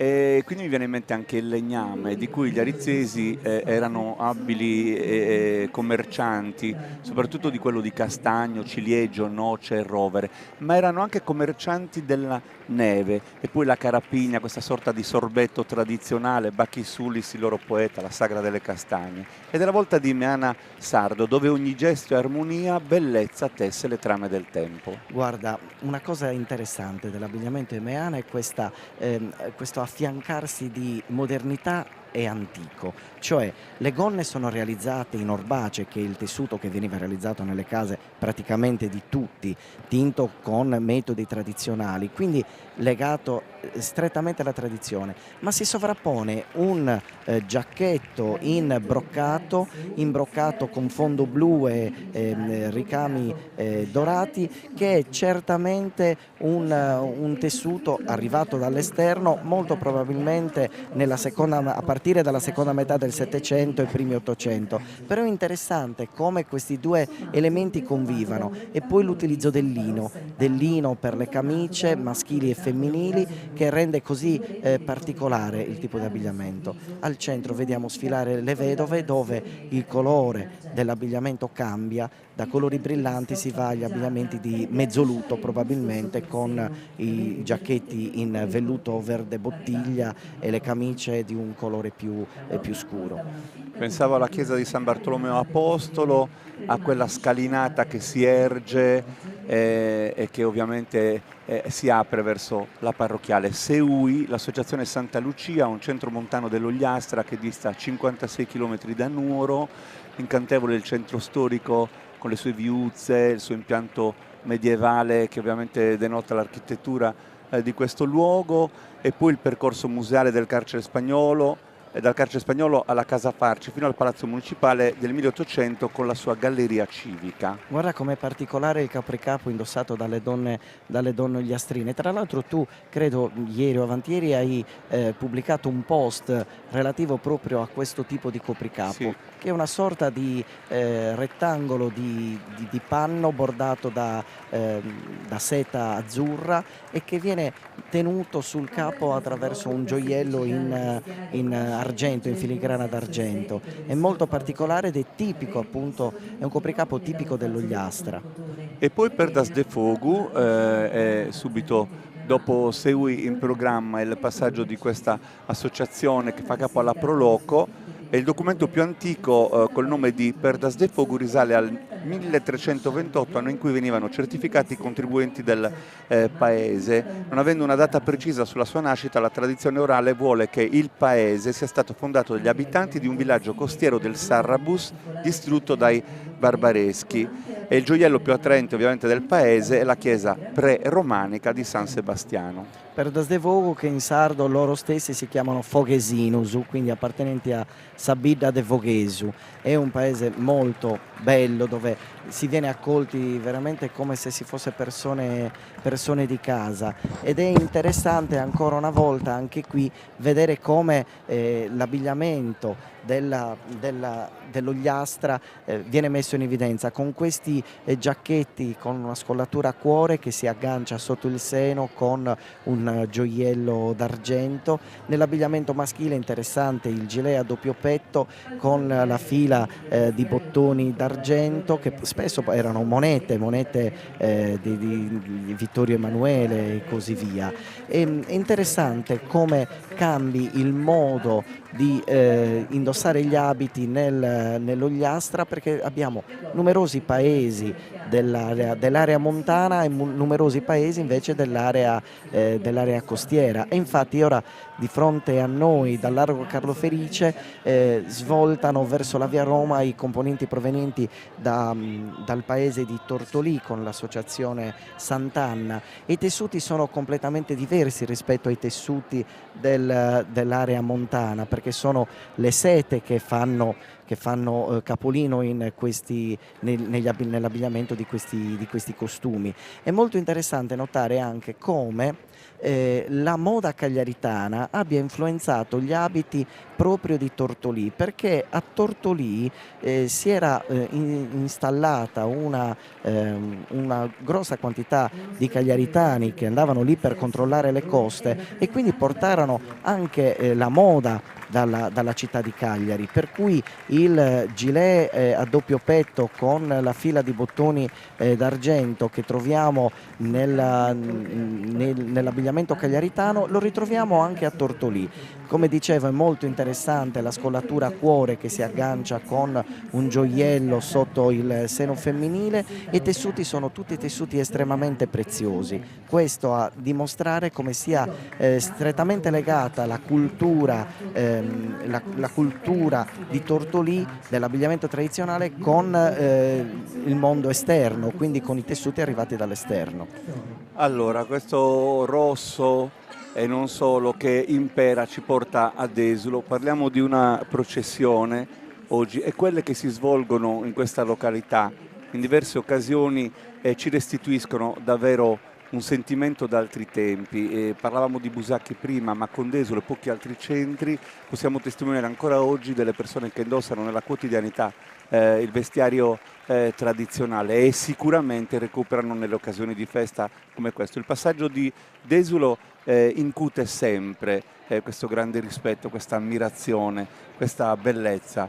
Antico centro pastorale della montagna barbaricina che sorge nel cuore della montagna e che anche attraverso la voce di Antioco Casula Montanaru ha raccontato la bellezza dei luoghi, ma anche dei sentimenti evocati dai luoghi che ci appartengono e che appartengono a questa parte del territorio. Sai Giuliano, c'è una storia molto interessante di una donna straordinaria sarda che aveva installato delle fabbriche di tessuti, ed era donna Francesca Sannasulis, che abitava qui a Cagliari nella via La Marmora a Castello. Ebbene, nella zona di Quartuccio aveva aperto queste fabbriche di tessuti impiantando delle piantagioni di gelsi per poter allevare i bachi da seta e quindi produrre in Sardegna questi bachi da seta per realizzare appunto i tessuti. Ebbene, donna Francesca Sannasulis pare che fosse andata in giro per la Sardegna per trovare le più bravi ricamatrici dell'isola, che radunò a Quartuccio per realizzare questi abiti che, pensa un po', l'imperatrice Maria Teresa d'Austria indossò un abito realizzato da donna Francesca Sannasulis. Ebbene, si dice che la famosa cuffia di Desulo sia nata dall'idea di quelle lavoranti che con gli avanzi di tessuti della fabbrica di donna Francesca Sannasulis realizzarono questo capo di abbigliamento così particolare che contraddistingue l'abbigliamento desulese. Siamo arrivati a Tonara nel frattempo, laddove i venditori ambulanti vigilavano le loro mercanzie di latta e gridavano i prezzi e lanciavano scherzi grossolani alle ragazze che passavano, donne di Tonara, strette e fasciate in un ruvido costume, insensibili al sole e ai rumori della folla, misuravano nocciuole ossegavano e vendevano i loro torroni bianchi che si scioglievano al caldo. E grazie ad Eledda che ci restituisce questa immagine nella Via del Male del 1896, quando ritrae la festa della Madonna di Gonare. Deve essere un'immagine ricorrente nelle feste, perché il torrone, i campanacci e gli elaborati in legno, intarsiati eccetera facevano sfoggio ovunque, perché i tonaresi sono sempre stati da questo punto di vista dei viaggiatori di Sardegna. Tonaresi ed esulesi, e tant'è, Giuliano, tu serate e piazze ne fai tante, feste ne vedi tante. Non è festa se non c'è la bancarella del torrone. Assolutamente. È Guarda, assolutamente fondamentale. l'altro giorno la festa del torrone, la sagra del torrone di Tonara, è stata meravigliosa proprio per questo grande ritorno di popolo. Ovviamente citiamo Peppino Mereo, di cui nel 2022 ricorre il 150° anniversario dalla nascita, ed è la volta di Azzara. Azzara, con questo copricapo così particolare, ci fu un pittore spagnolo che giunse in Sardegna agli inizi del Novecento e si trasferì a vivere ad Azzara proprio perché incantato di fronte alla meraviglia di questi abiti. La cosa che stupisce, Giuliano, è che questi nostri padri, queste nostre madri, che avevano un'istruzione molto relativa, ma hanno conservato e tramandato un senso per il gusto, per la raffinatezza, che probabilmente molte altre culture non sono riuscite a conservare o a creare. Quindi pensa quale ingegno c'è nei geni dei nostri antichi padri. Una comunità curiosa per Antonio Corriga, una calamita per Paolo Pillonca. Parliamo di Azzara. Da Samugheo voglio partire da un ricordo. Gigi Deida, persona che insieme a Dolores Turchi e per il proprio cammino ha dato tanto a questa comunità, è mancato da poco. Io con lui ho condotto tutti i carnevali di Amaimun, il carnevale samughese, mi piace ricordarlo qui, ma ovviamente di Samugheo c'è tanto da dire. C'è tanto da dire, una delle caratteristiche è il copricapo femminile, costituito dall'intreccio di 4 fazzoletti che vengono intrecciati appunto e indossati in maniera differente a seconda del tipo di abbigliamento che si indossa. In questo caso con il sumucadori in mano, il sumucadori danau, assolutamente avvolto intorno al capo perché si tratta di un'occasione religiosa. Abbiamo visto proprio il quadro formato da Samugheo, non meno affascinante di quello che offre Sorgono, graziosamente annidata tra i pendii boscosi di Rimpetto, oh magica piccola città, termine e ganglio di tutte le strade dell'interno dell'isola. Graziosa, Sorgono, e Lorenz che la descrive nel suo viaggio in Sardegna. Spiccano tra tutte queste balze di seta verde che vengono applicate nella gonna in orbace plissettata, orbace marrone. Interessante anche la benda che avvolge il capo femminile, che viene annodata sopra uno scialle in seta giallo zafferano. E poi è la volta di Ololai, che ha il colore dell'autunno e si incastra tra monti e colline su un'altura addossata ad altre montagne. E la rinomanza di Ololai è soprattutto nella festosa bellezza orientale dei costumi femminili. Qui è Nicola Valle che parla. Sono veramente delle sculture viventi le donne di Ololai, con questo corpetto così particolare che evidenzia il seno, con 2 fette di tessuto rigido che si porgono in avanti, il giacchetto in broccato e poi le gonne, più gonne sovrapposte con le trine nella parte inferiore, e poi il grembiule di forma triangolare che perde la sua funzione pratica ma diventa solo ed esclusivamente una funzione estetica. È interessante ancora la cuffietta indossata sotto il velo, che appunto modifica la forma del capo femminile sul quale viene appuntato il velo, ma ci sono anche le sculture di Ciusa che ricordano, che hanno preso spunto appunto dalle donne di Ololai. E diciamo, abbiamo visto inquadrato Pierpaolo Soro, che è un attivista di Ololai, nel senso organizza sempre tanti eventi insieme alla Proloco, a questa capitale che è la Barbagia di Ololai, e alla quale hanno dato anche il nome della loro associazione. con tanti eventi. Mi piace ricordare il Palio degli Asinelli che registra un successo crescente, e poi da quando Sardegna Live ha affiancato anche il racconto amplificandolo, veramente è diventato un evento anche molto seguito da chi non raggiunge l'online in quella occasione. Sono davvero migliaia e migliaia di persone. Arriviamo ad Orgosolo, un'altra fotografia, anzi un altro murales in movimento. Un altro murales, è Orgosolo è l'austerità assoluta, queste bende in seta prodotta ad Orgosolo, dai bachi da seta che vengono allevati ad Orgosolo, tinta con lo zafferano, e ancora una volta si parla di intarsi di tessuti che si mescolano tra loro, i ricami dei grembiuli che narrano una storia, perché ogni famiglia aveva i propri ricami che venivano tramandati di madre in figlia, le diverse gonne sovrapposte, e poi le gonne che avevano la funzione di aumentare il volume dei fianchi, perché così voleva l'estetica dell'epoca. Le donne con i fianchi ampi erano donne che potevano procreare e quindi dare la vita, per cui bisognava modificare la forma del corpo femminile evidenziando il seno e evidenziando i fianchi. E rallegratevi con me anche voi della diocesi di Nuoro, voi cittadini di Orgosolo e dell'intera Sardegna, per la giovane Antonia Mesina, che oggi proclamiamo beata. Sono le parole di Giovanni Paolo II, che esprime il 4 ottobre del 1987 durante la messa di beatificazione della giovane martire di Orgosolo, ritratta in abito tradizionale di Orgosolo. Ah sì, assolutamente. E poi Gavoi, anche Gavoi, questo centro che si trova nel cuore della Barbagia, tra monti, vallate, altipiani, corsi d'acqua, il suo lago, bandiera arancione del Touring Club italiano per la presenza di aree verdi ben curate e per i siti archeologici di cui è ricco il territorio. E poi la Basilica di Sant'Antioco Martire, e poi il suo abito tradizionale. Il suo abito tradizionale, dove spiccano gli arancioni e i verdi, questa giusta posizione di contrasti cromatici, colori secondari che diventano fondamentali nel creare un equilibrio. Interessante questo copricapo indossato dalle donne, che è realizzato in panno e bordato da trine nere in pizzo, e poi questi giacchetti di vario colore, perché così voleva la tradizione. Adesso ascolteremo il suono delle launeddas dell'Associazione Culturale Sonus Antigus con Franco Melis di Tuili, che coordina un po' la formazione. Man mano che si avvicinano, adesso aumenteremo il volume e lasciamo spazio all'ascolto.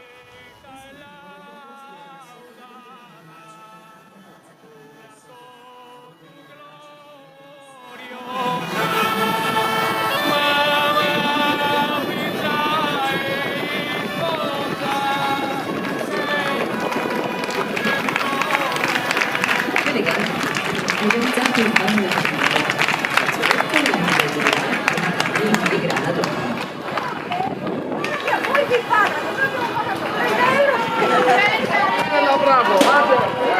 Il dialogo fra le pietre e le canne dura da millenni, come quello con l'aria. Il vento è la stessa aria che viene soffiata nelle launeddas. Fromen ha detto davanti alla Domus che ha avuto modo di visitare per documentare il gruppo di suonatori Sonus Antigus nel prodursi in quest'arte. Vediamo se riusciamo ad ascoltare un altro frammento di Launeddas. Forse hanno interrotto la loro esibizione per dare spazio al passaggio di Fonni. Fonni, il paese più alto della Sardegna, collocato nel punto più alto della nostra isola. Molto interessante è il gonnellino indossato dagli uomini, realizzato in orbace, dove però l'orlo di questo capo d'abbigliamento viene arrotolato ed è talmente spesso che dà una forma molto particolare appunto a questo capo d'abbigliamento. Salragas, il pantalone bianco, viene indossato sciolto fuori dalle ghette, e ancora una volta troviamo nell'abbigliamento maschile il gilet con le maniche aperte nella parte anteriore. Nell'abbigliamento femminile prevale il colore rosso, che era il colore indossato dalle donne per le occasioni festive. Nella variante marrone invece appartiene alle donne di un ceto sociale più elevato, perché ad un certo punto, per distinguersi dalle popolane, le donne borghesi scelgono di cambiare colore mantenendo la stessa foggia. Ovviamente quando parliamo di Fonni parliamo anche della Basilica della Madonna dei Martiri. È il momento cruciale della sua festa, è la solenne processione animata da 25 cavalieri in costume, i quali procedono appaiati a gruppi di 4, recano si standard giù un antico e prezioso stendardo che raffigura la venerata Madonna tenuto da un cavaliere in posizione centrale rispetto agli altri. Non da meno suggestiva è quella per San Giovanni, Fonni, un paese a cavallo, perché forte anche il binomio che accosta ovviamente l'amore dell'uomo a questo nobile quadrupede, e in queste circostanze si vede tutto il rispetto, l'impiego e anche la bellezza che si ostenta nel porgere davvero un segnale identitario così forte di cui Fonni si fa portatore. Nuoro ovviamente presente con Sas Nugoresas, soprattutto le donne presenti in questa circostanza. Le donne tanto raccontate e decantate dalla nostra Grazia Deledda,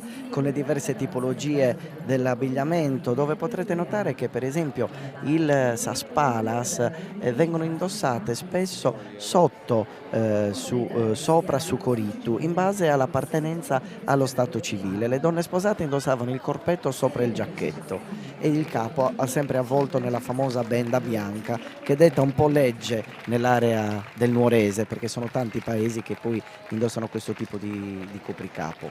Sono in corso i festeggiamenti per i 150 anni dalla nascita di Grazia Deledda, cadevano lo scorso anno ma per ovvi motivi sono stati ovviamente aggiornati, ma non perde l'intensità e la riconoscenza che tutto il popolo sardo deve avere nei confronti di questa donna che nella fine dell'Ottocento e nella prima parte del Novecento ha saputo dettare, descrivendo i nostri luoghi, le nostre storie, il suo modo di leggere e di raccontare nel mondo. Ancora oggi è una delle più tradotte e certamente l'unica donna in Italia ad aver portato l'onore del premio Nobel della letteratura italiana. E poi abbiamo Oliena, uno degli abbigliamenti più eleganti del nostro patrimonio. È bellissimo lo scialle ricamato con fili dorati, con motivi floreali, veramente uno degli elementi che caratterizzano questo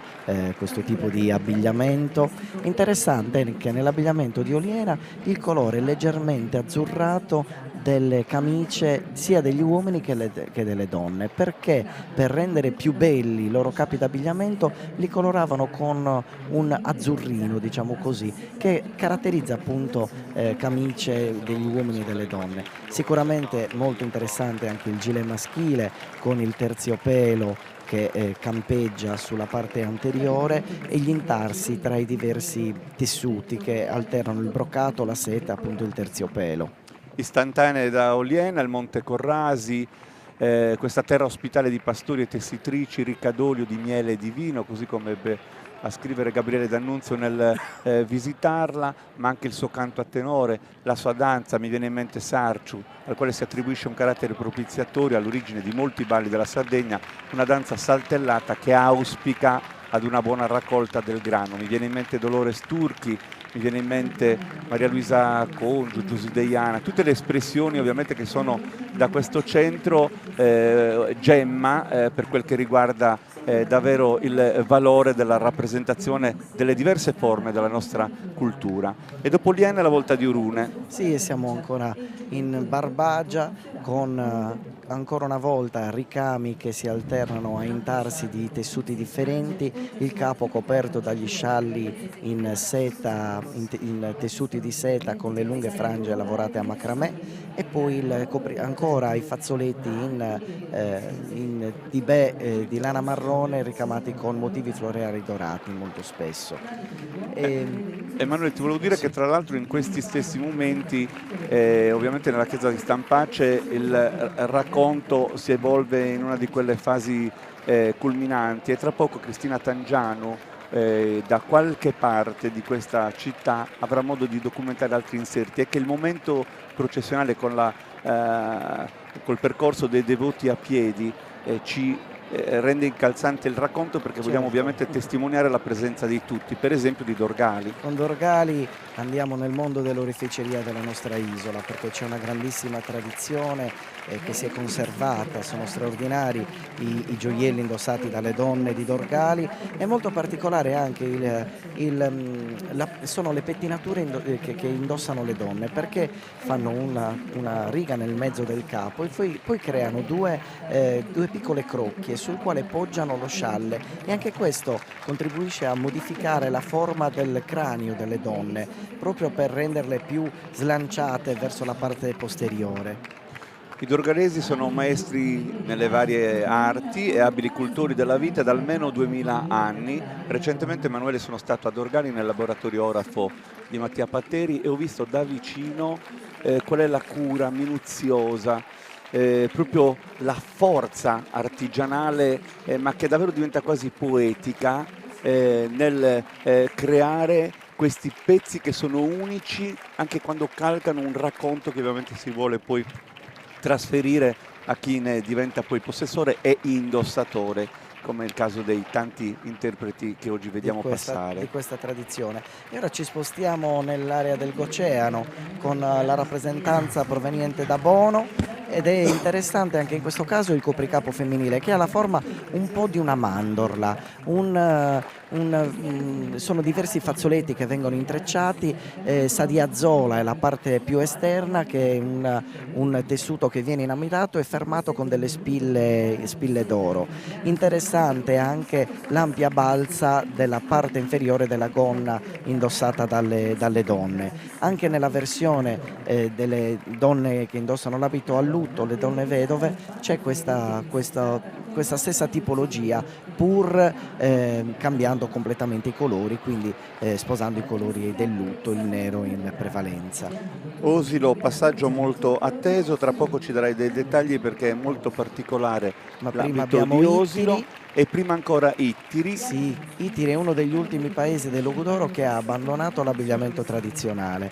È molto molto interessante, famosa essa buttonera de Bratta, ossia questa doppia fila di 12 bottoni per braccio in filigrana d'argento che venivano portati in dote dalle ragazze. Sul capo una straordinaria cuffia ricamata a mano con motivi floreali, e poi sul quale viene appuntato un velo in tulle. Ma interessante soprattutto è questa altissima fascia di fettucce che vanno dalla vita fino a sotto il seno per sostenere appunto il busto delle donne. E poi c'è saunedde a montare, la gonna rivoltata indossata dalle donne quando uscivano di casa e non si volevano portare uno scialle appresso, per proteggersi dal freddo o dal vento rivoltavano la gonna più esterna, e ne abbiamo un esempio durante questa nostra processione dedicata a Sant'Efisio. Prima di Osilo, dove avrai senz'altro da dire, la Sardegna è la mia terra, la festa di Sant'Efisio è sempre meravigliosa. Forza Casteddu, grazie per questa diretta che permette a noi immigrati di non sentirci troppo lontani. Anna Ruiu Bonu, poi finalmente è tornata la meraviglia di Sant'Efisio, Stefania Cirina, e poi stupendo Alessandro Daga di Ololai. Grazie del video, la festa di Sant'Efisio è molto commovente, grazie del video, un abbraccio da Salonicco, grazie da Selargios, è tutto bellissimo, complimenti per il puntuale commento, Marta Cristina Hernandez che ci segue dalla Spagna, eccetera eccetera.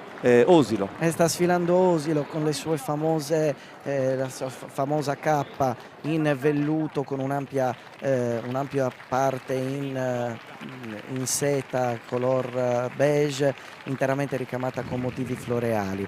È un abito molto signorile, come vediamo è stato dismesso il grembiule che lega sempre l'abbigliamento al mondo della quotidianità e agli abiti più antichi, e invece qui le donne di Osilo nell'abito in vestimentaruia abbandonano il grembiule per dare spazio a una gonna in velluto con un'ampia balza in seta color champagne, e poi tutta la parte dei ricami floreali nella parte inferiore. Anche Maria José, la consorte di Umberto di Savoia, nel 1939 durante i festeggiamenti della cavalcata sarda di Sassari indossa l'abito di Osilo, che ha queste peculiarità. Si è capito appunto che davvero particolarissimo e credo unico come elemento, ed nota subito l'abbigliamento di Osilo, questo centro che sorge su una delle 3 colline del Tufudesu e che nella parte più alta del paese ha il castello fortezza dei Malaspina, dal quale si dominano poi paesaggi incantevoli. E da Osilo dovremo passare a Ossi. Andiamo in Logudoro, quindi dall'Anglona ci spostiamo in Logudoro con Ossi e troviamo alcuni elementi che ricordano in qualche modo l'abbigliamento di Ittiri, con l'ampia fascia sotto nel busto femminile, sotto il seno, ma i colori sono completamente differenti. Il capo è coperto con un fazzoletto tenuto sciolto ma interamente ricamato, un fazzoletto scuro interamente ricamato, e tutto il capo però è avvolto da un grande fazzoletto in seta bianca o comunque color ghiaccio. Centro del Logudoro, come dicevi, fa parte della subregione del Coros e la chiesa di San Bartolomeo è la parrocchiale edificata nel primo ventennio del XVII secolo e conserva preziose statue lignee. La chiesa di Santa Vittoria, invece, la sua prima struttura risale al tardo XII secolo, ma ha subito modifiche nei secoli. Ploaghe, invece, come Sassari e Nulvi, festeggia con la secolare processione dei Candelieri, che la tradizione rimanda al 1580 come un voto contro la peste. Anche per quel che riguarda Ploaghe, le particolarità dell'abito che lo caratterizzano ne denotano una unicità. Assolutamente, puoi notare, Giuliano, questa grobbera, questa parte posteriore nell'abbigliamento femminile, dove quella parte prominente sulla parte posteriore è determinata dal bloccare le fittissime pieghe della gonna, che poi vengono rilasciate sciolte. La gonna, che è realizzata anticamente in orbace, in tempi più recenti in panno, viene ricoperta per la parte superiore da un tessuto in panno rosso e poi decorato nella parte inferiore da terziopelo, quindi velluto operato nella parte inferiore, oppure in seta o in velluto. Molto interessante anche il copricapo femminile, perché è un rettangolo di tessuto in terziopelo solitamente, dove campeggia una grande croce gialla nella parte centrale, un elemento che caratterizza assolutamente l'abbigliamento femminile di Ploaghe. Nell'abbigliamento maschile vediamo l'alternanza dell'abito con salragas, il tipico abbigliamento maschile, che si alterna con il pantalone con la gamba tubolare, che arriva in Sardegna a partire dagli inizi del Novecento, quindi un abbigliamento più legato al mondo come dire borghese, che si mescola nel gusto dell'abbigliamento più tradizionale, appunto. Ancora di grande interesse è questa fascia che copre il seno femminile nelle donne di Ploaghe. Nel frattempo ci siamo spostati ad Uri, che mantiene tutte le caratteristiche dell'abbigliamento logudorese. Sugorittu nella parte superiore, realizzato in terziopelo di vario colore, ganciera de bratta, che è appunto dove il sabutonera de bratta, dove sono questi bottoni d'argento, e quindi gli elementi caratteristici dell'abbigliamento logudorese lo ritroviamo anche nell'abbigliamento di Uri.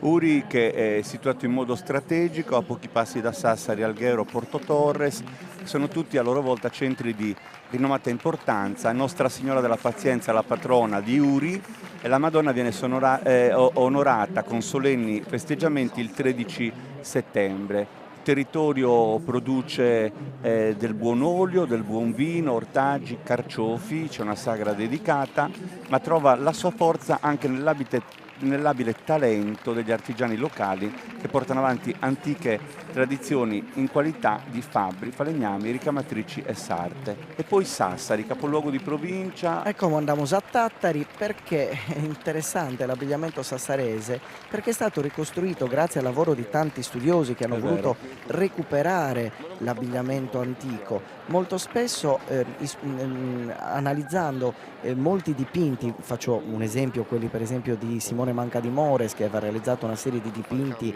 da donare a Sua Maestà il Re di Sardegna nella seconda metà del Settecento, e poi altri dipinti più antichi. Sulla base di queste ricerche le associazioni culturali di Sassari sono riuscite a recuperare diverse tipologie dell'abbigliamento. Gianmario De Martis, per esempio, è uno degli studiosi che si è prodigato per far sì che venissero recuperati diverse tipologie dell'abbigliamento sassarese tradizionale. Il 14 agosto Sassari apre le sue strade ai colori, alle musiche, questa festa manna dei candelieri, anche qui origini, riti che si rinnovano, un evento molto vissuto e molto sentito dalla città, e quest'anno c'è una novità per quel che riguarda invece la cavalcata sarda, che solitamente ricorre la penultima domenica di maggio, invece è stata spostata al 4 di settembre, anche perché insomma gli effetti della pandemia erano ancora alle porte e non si voleva ridimensionare l'evento, sicuramente con testimonianze come la Sagra del Torrone a Tonara, oggi la festa di Sant'Efisio. Ecco, a settembre si sarà pronti ad accogliere in città il consueto flusso di visitatori, di turisti e di persone che magari si trovano in Sardegna anche per godere del nostro mare e che avranno modo di godere anche della nostra cultura e delle nostre tradizioni. Dopo Sassari siamo a Nulvi, siamo in Anglona. Interessantissimo l'abbigliamento femminile delle donne di Nulvi, dove il giacchetto che è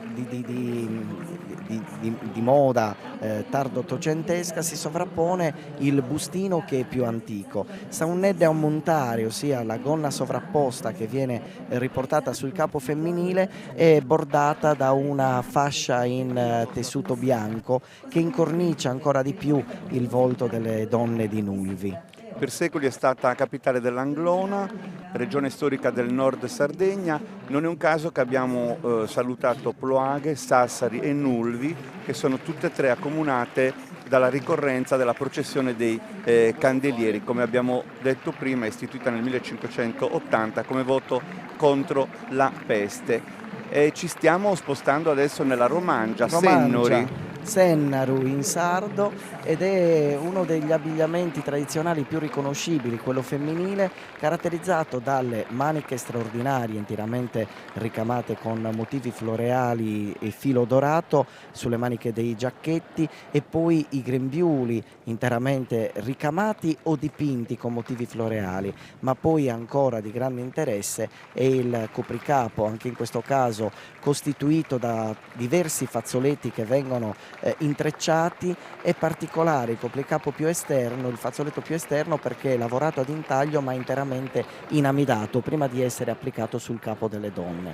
Abbiamo parlato dei reali che facevano comparsa in occasione della cavalcata sarda delle edizioni storiche, e anche Sennori ha avuto il privilegio col suo abito tradizionale di essere indossato da ovviamente le prime donne, con la regalità che gli era consona, ma alla quale si aggiungeva ovviamente la regalità di un abito così particolare, elegante, meraviglioso. Giuliano, gira su YouTube un filmato di Maria Carta che indossa due abiti della nostra tradizione. Uno è l'abito di Sennori e l'altro è l'abito di Tempio, che vediamo appunto a seguire. Guarda caso. Sì, Tempio noi lo conosciamo con l'abito tipicamente bianco e nero, erroneamente viene attribuito alle vedove. In realtà di questo non si tratta, perché era un abito di gala indossato dalle donne di Tempio, con un velo avvolto intorno al capo e sagappitta o un'edde a montare, che è la seconda gonna che viene sovrapposta e riportata sul capo. Vediamo anche l'abito rosso, che è quello più antico, che viene attestato alla fine del Settecento, inizi dell'Ottocento, indossato sempre dalle donne di Tempio, e anche in questo caso si tratta di un abito di gala, e lo si può comprendere dal fatto che è stato dismesso il grembiule e che i tessuti che lo compongono sono tessuti estremamente preziosi, per cui vediamo le sete damascate, i broccati, e interessante appunto il copricapo anche nell'abito tardo settecentesco, con una sorta di fazzoletto avvolto intorno al capo femminile. Il costume di Tempio è stato dipinto anche dal pittore Verani alla fine del Settecento, il quale ha reso eterna la bellezza delle sue fattezze e dell'originalità. Tra l'altro Tempio ha dato i natali a Gavino Gabriel, ha dato i natali a Gavino Pes, Don Baigno, ha dato i natali a Bernardo De Muro, ed entrambe queste figure, De Muro e Gabriel, sono state onorate nell'anno che ci siamo lasciati alle spalle, proprio per la forza di una ricorrenza che ovviamente ha offerto l'occasione per rileggere la loro importanza. E siamo ancora al suono delle Launeddas, in questo caso l'Orchestra Popolare Sarda diretta dal maestro Orlando Magia, con credo una cinquantina di allievi che lo seguono e danno quindi suono, fiato a questo strumento così antico. E allora ascoltiamo il suono delle Launeddas.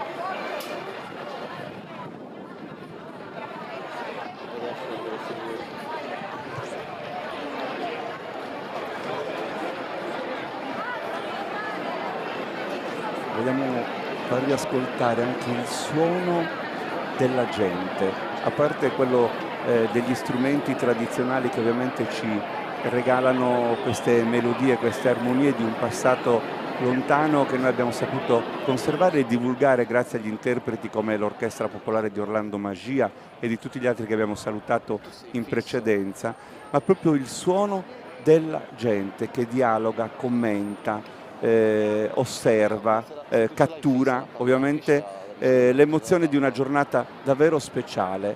Tra poco è la volta, perché è terminata in questo momento il percorso dei devoti a piedi e inizierà quella dei devoti a cavallo, cavalieri e amazzoni, 34 gruppi che rappresentano diversi centri dell'isola per un totale di 170 tra cavalieri e amazzoni. Dopo le tracas, i gruppi in costume, è proprio la volta dei cavalieri sui cavalli ornatissimi con fiori e fiocchi multicolori. La prima partecipazione dei cavalieri del Campidano alla sagra risale al 1886, edizione particolarmente solenne perché erano tornate a Cagliari per l'interessamento dell'arcivescovo Berchialla le reliquie di Sant'Efisio. E ovviamente ci sarà, lo abbiamo detto in apertura, gli agenti della polizia locale hanno proprio aperto tutta la manifestazione, ma saranno anche protagonisti adesso 4 agenti. Rinnoviamo il nostro saluto per il comandante Guido Calzia. E in questo frangente avremo modo proprio di fare questo passaggio tra i devoti a piedi e i devoti a cavallo, che ci racconteranno un'altra pagina di questa lunga mattina meravigliosa che si avvicina sempre più al cuore dell'evento. E tra poco ascolteremo anche le impressioni di ospiti e partecipanti, perché Cristina accenderà il microfono e ci darà veramente altri commenti. Ciò che le persone hanno sentito e visto è stato molto interessante, innanzitutto ritornare ad una normalità di questa processione, ma anche come la colonna sonora che abbiamo avuto in apertura con le Launeddas e poi in chiusura della processione dei fedeli che hanno seguito questo percorso a piedi, aprire e chiudere come un cerchio, ma poi le Launeddas le sentiremo anche quando sta per arrivare Sant'Efisio, è una cosa molto molto interessante. E adesso sicuramente sarà ancora più interessante appunto la processione delle persone che sfilano a cavallo, anche perché in Sardegna sappiamo c'è una grandissima tradizione legata al mondo equestre, da Sagarrele Nanti di Santo Lussurgiu a, come hai detto tu, a Fonni, ma insomma, non c'è paese in Sardegna nei quali non ci sia una tradizione legata al mondo equestre, perché i giovanotti in passato, per dimostrare il loro valore e quanto erano importanti all'interno della comunità, dovevano possedere e saper andare bene a cavallo, e queste cose sono conservate nelle nostre comunità tradizionali, per quanto le cose siano cambiate nel corso del tempo.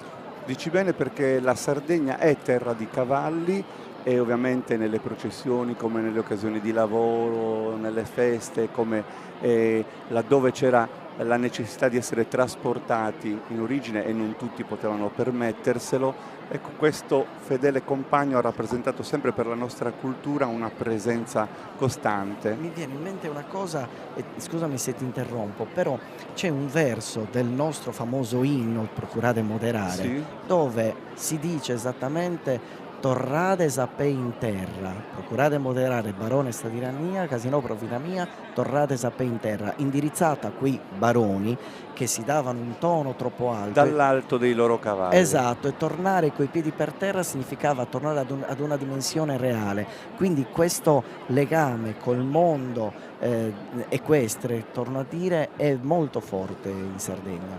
Molto forte, vediamo già, adesso elencheremo anche chi passa, però la storia delle tradizioni equestre dell'isola cammina proprio di pari passo con la storia dei sardi, ed era un po' un aspetto che colpiva anche la maggior parte dei visitatori che sbarcavano in Sardegna.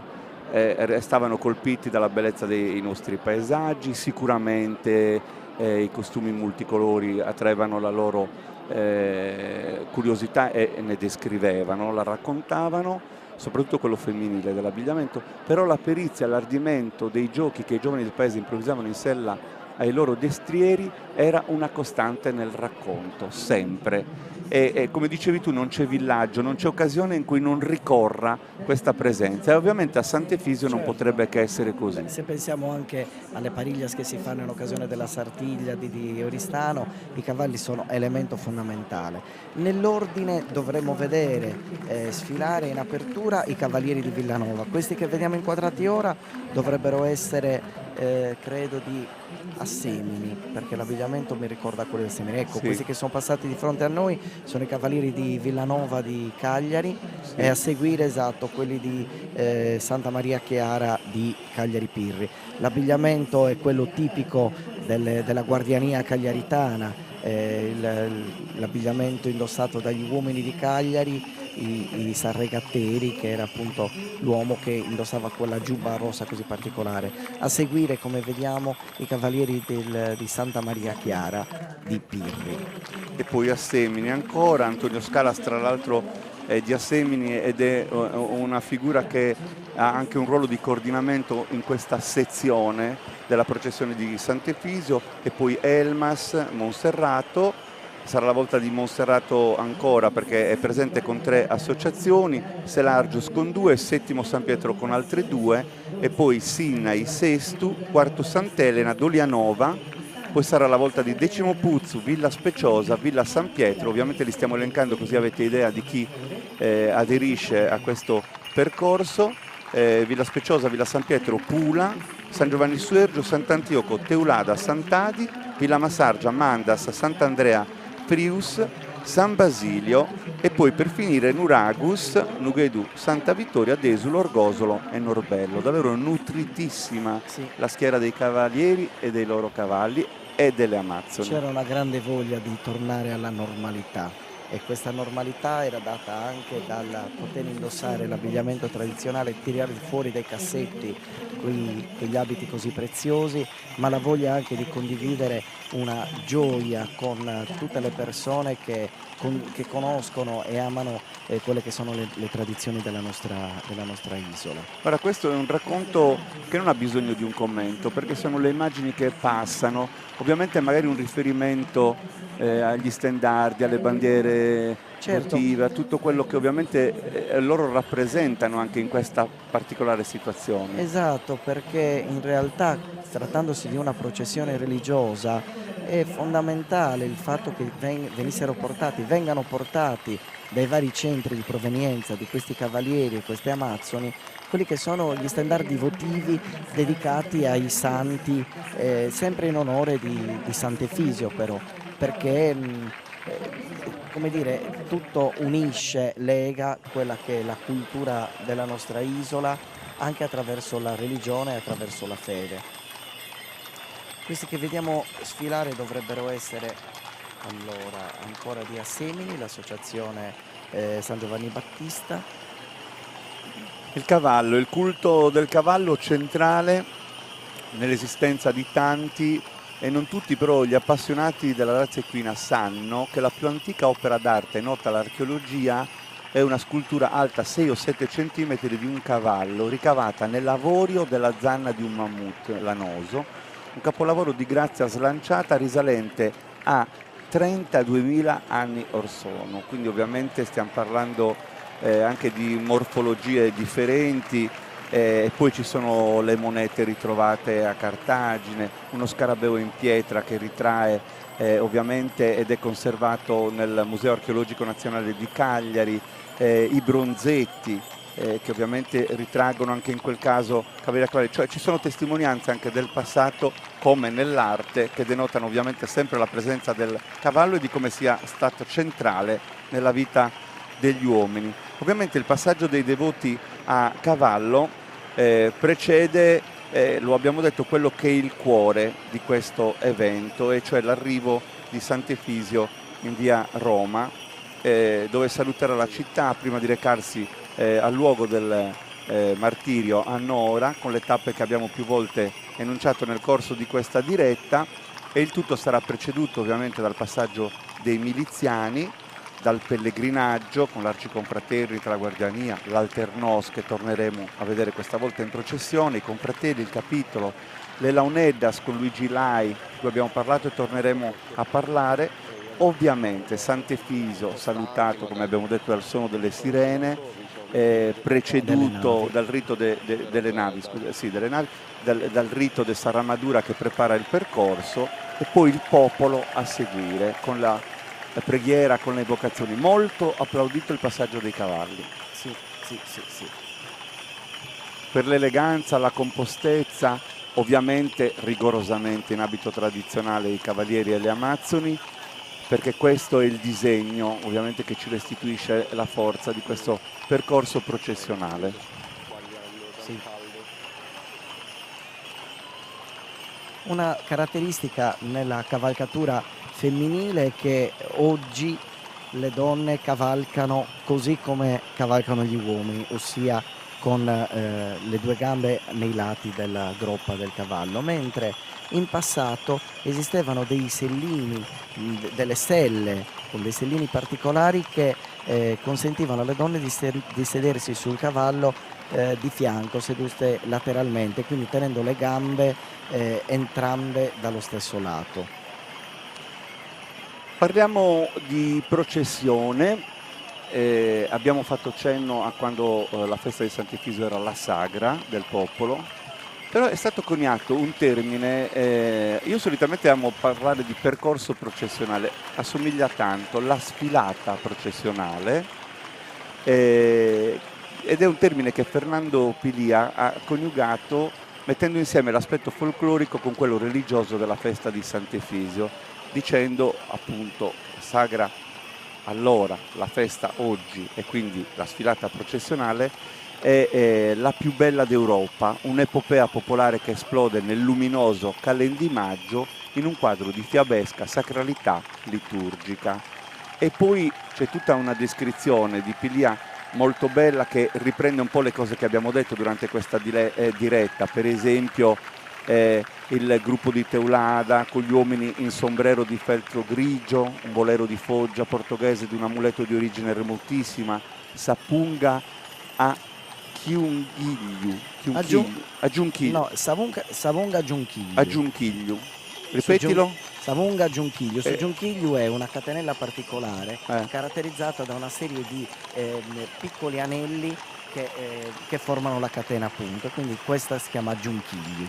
Poi parla del Sant'Antioco che indossa su cappottus Erenicu, che deriverebbe dal paramento sacro dei sacerdoti fenici, ovviamente Epilia che commenta, per dare proprio questa alternanza veloce, no? Parla di tutte le donne che fanno sfoggio di preziosi gioielli, impareggiabili quelle di quarto con il loro oro, fanno eccezione quelle di Uta che hanno un solo monile, la spilla sul fazzoletto che copre il seno, e poi la cuffietta delle ragazze di Olollai, quella più famosa di Desulo, il grembiule delle Rizzesi, mentre l'abito di San Luri interamente in cuoio indica la chiara vocazione contadina, eccetera, eccetera, eccetera. Certo, ma la cosa straordinaria di questo incontro, degli incontri che si svolgono qui a Cagliari per la festa di Sant'Efisio, è veramente uno spaccato straordinario di quella che la cultura popolare ha prodotto nel corso dei secoli. Ciò che stupisce, che incanta, che meraviglia è proprio questa ricchezza di cultura che si è conservata nelle nostre tradizioni. Se pensiamo, Giuliano, a quanto siamo pochi in Sardegna, se ci paragoniamo soltanto all'Italia, una nazione di 60 milioni di abitanti, e noi siamo 1,5 milioni, 1,6 milioni forse, eppure quanta ricchezza abbiamo. Esatto, quanta ricchezza, è una cosa assolutamente straordinaria, dove ognuno va orgoglioso delle proprie radici, ma allo stesso tempo per fortuna si è creata questa apertura nel voler conoscere, confrontare e amare anche le culture degli altri centri della nostra isola. Allora, ti faccio una proposta, siccome mi piace molto il suono di questo passaggio, il tintinnio, Adesso si schiglitto. esatto, il selciato, questo sfregare dei cavalli sul selciato, l'applauso della gente, lasciamo che il commento sia proprio quello che noi possiamo ascoltare senza parlare.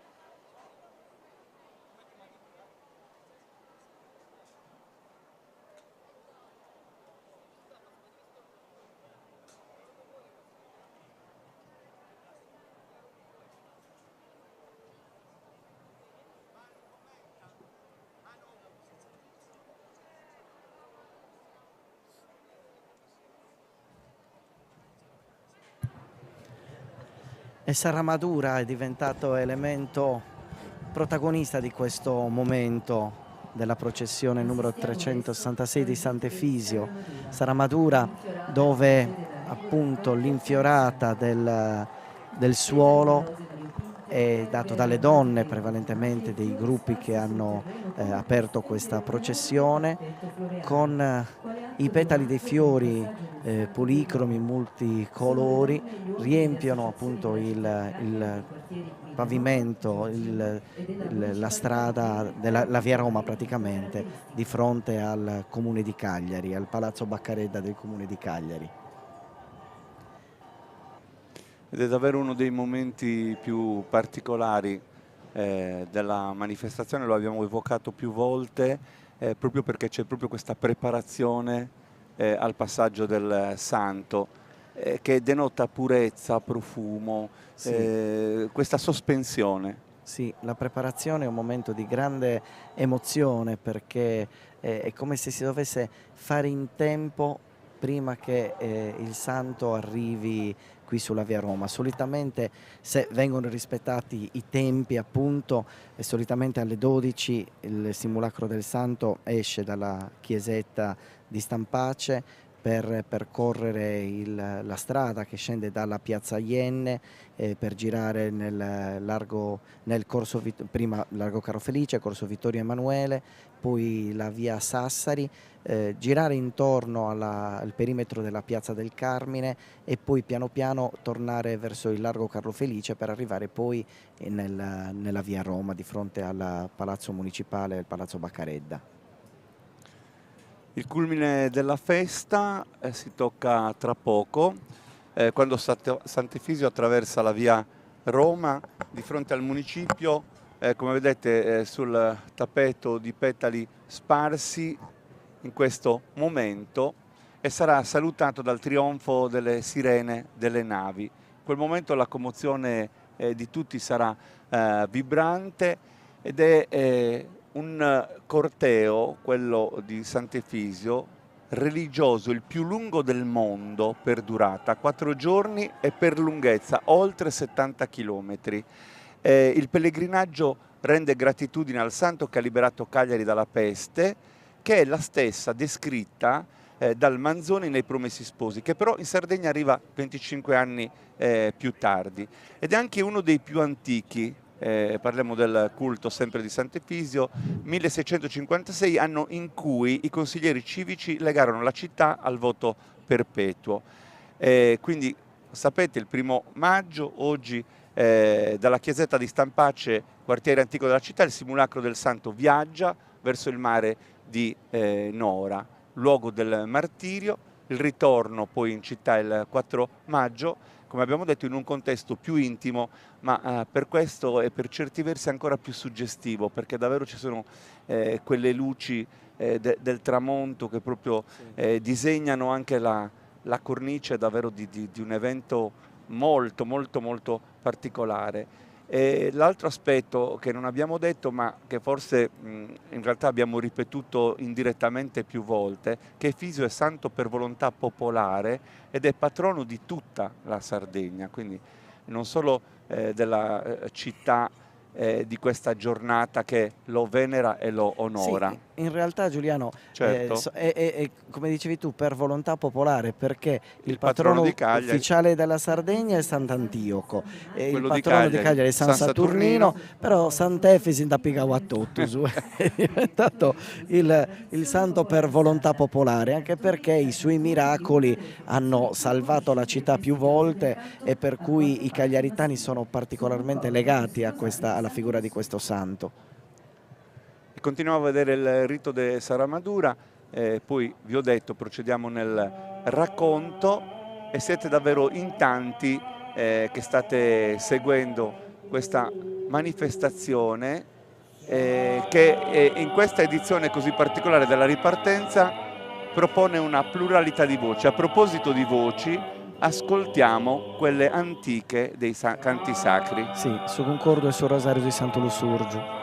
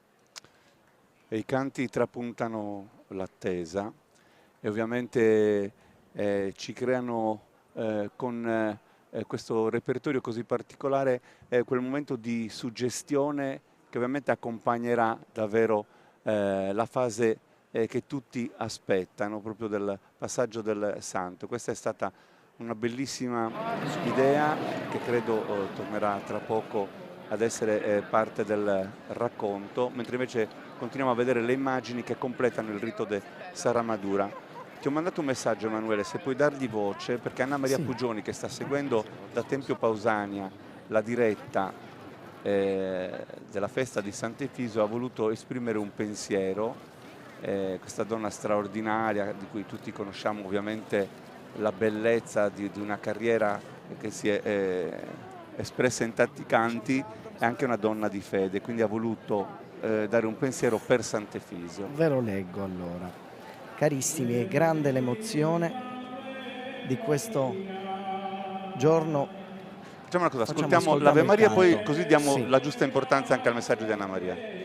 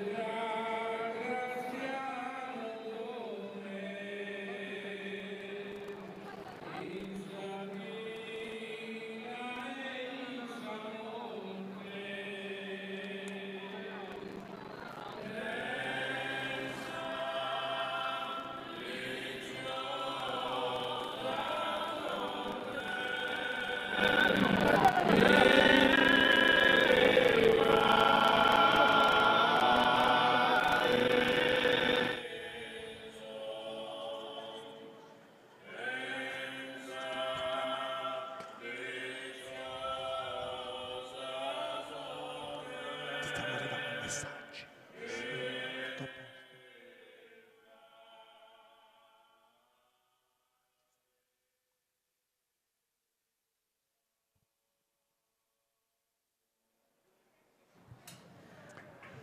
Anche per l'arcivescovo Giuseppe Batturi questa è la prima edizione e ci ha lasciato un commento che vorrei leggere ad alta voce. La Chiesa ha una vocazione popolare, deve stare tra la gente. Non dobbiamo dimenticare chi non c'è più e che a causa della pandemia ha perso la vita, la povertà e la crisi che si fanno sempre più stringenti, la guerra che bussa alle porte. Bisogna vivere la festa ritrovando una ragione di vita, come una rinascita spirituale nel segno dell'unità. Serve un popolo coeso e solidale. È mancato il pellegrinaggio, l'interscambio di preghiera e condivisione che finalmente oggi ritorna. Quindi un pensiero affettuoso per l'arcivescovo di Cagliari Giuseppe Batturi, e ovviamente lo abbiamo voluto mettere in evidenza al termine di una bellissima preghiera in musica. Questa che io penso sia la preghiera cantata più amata dei sardi, è un canto che dovrebbe risalire al 600, alla metà del 600, e che è stata interpretata poi da tutti. È uno di quei canti che tutti i sardi sentono proprio, forse ci lega ancora di più tutti i sardi dal sud al nord dell'isola attraverso questo canto. Avevamo quel pensiero in sospeso di Anna Maria, mi piacerebbe che tu ne dessi lettura perché voleva anche lei fare, credo, un'invocazione a Sant'Efisio, ma tu ce lo svelerai. Allora, Anna Maria Puggioni ci scrive: carissimi, è grande l'emozione di questo giorno presente da sempre nel cuore di noi sardi. Vedere il simulacro dell'amato e venerato Sant'Efisio attraversare le strade della nostra terra, deserte a causa della pandemia, ma oggi finalmente affollate, riempie il cuore di gioia e di speranza per un ritorno alla normalità, soprattutto per ritrovare il senso comunitario di unione e di aggregazione che da sempre caratterizza il nostro popolo. Poi ci fa un complimento Giuliano e lo leggo. Complimenti a te Giuliano e ad Emanuele e a Sardegna Live per la bellissima telecronaca che testimonia questo momento religioso e culturale e mette in evidenza l'ineguagliabile sfilata di gruppi, suoni, canti e preghiere delle nostre tradizioni, orgoglio della nostra identità e apprezzate in tutto il mondo. Che Sant'Efisio interceda affinché trionfi la pace di cui tutti abbiamo bisogno. E poi ci fa un augurio, buon lavoro amici. E ancora complimenti. Ovviamente estendo questo pensiero di Anna Maria anche a Teleregione Live, che amplifica sul digitale il nostro racconto, a Fabrizio Carta, a tutta la sua squadra che opera ovviamente affinché possa avere un'estensione questa voce da Cagliari anche attraverso altri strumenti che oggi sono diventati complici proprio per unire la forza del racconto. Poi hai potuto vedere anche quanti messaggi sono arrivati dall'esterno della Sardegna. Infinità. Ancora il canto.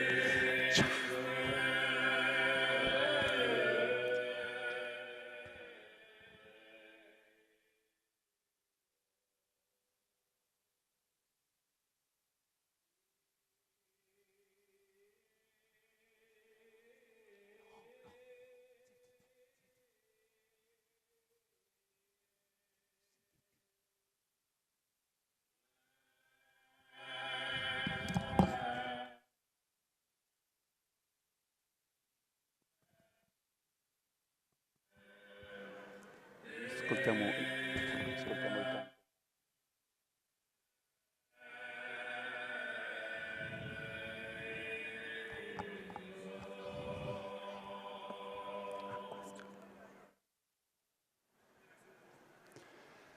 Allora, eccoci ancora sulla coda di un ascolto, di una bella emozione. Mi ha raggiunto in postazione Ottavio Nieddu, un presentatore che presenta un presentatore, facciamo finta di no. Sì, no, Però anche... un presentatore che invece pone l'accento su colui che ha in mano le redini di un'organizzazione complessa, ma credo da questo punto di vista anche appassionante, invece sì, perché credo che tu a questo punto cominci un attimino a respirare, perché con l'avvicinamento del Santo in via Roma è quasi tutto a posto. Ovviamente ci sono anche gli altri eventi, il ritorno, però la macchina è partita e devo dire in maniera eccellente perché è stato tutto perfetto e te lo dico proprio da testimone perché ho dovuto documentare quello che voi avete messo in piedi.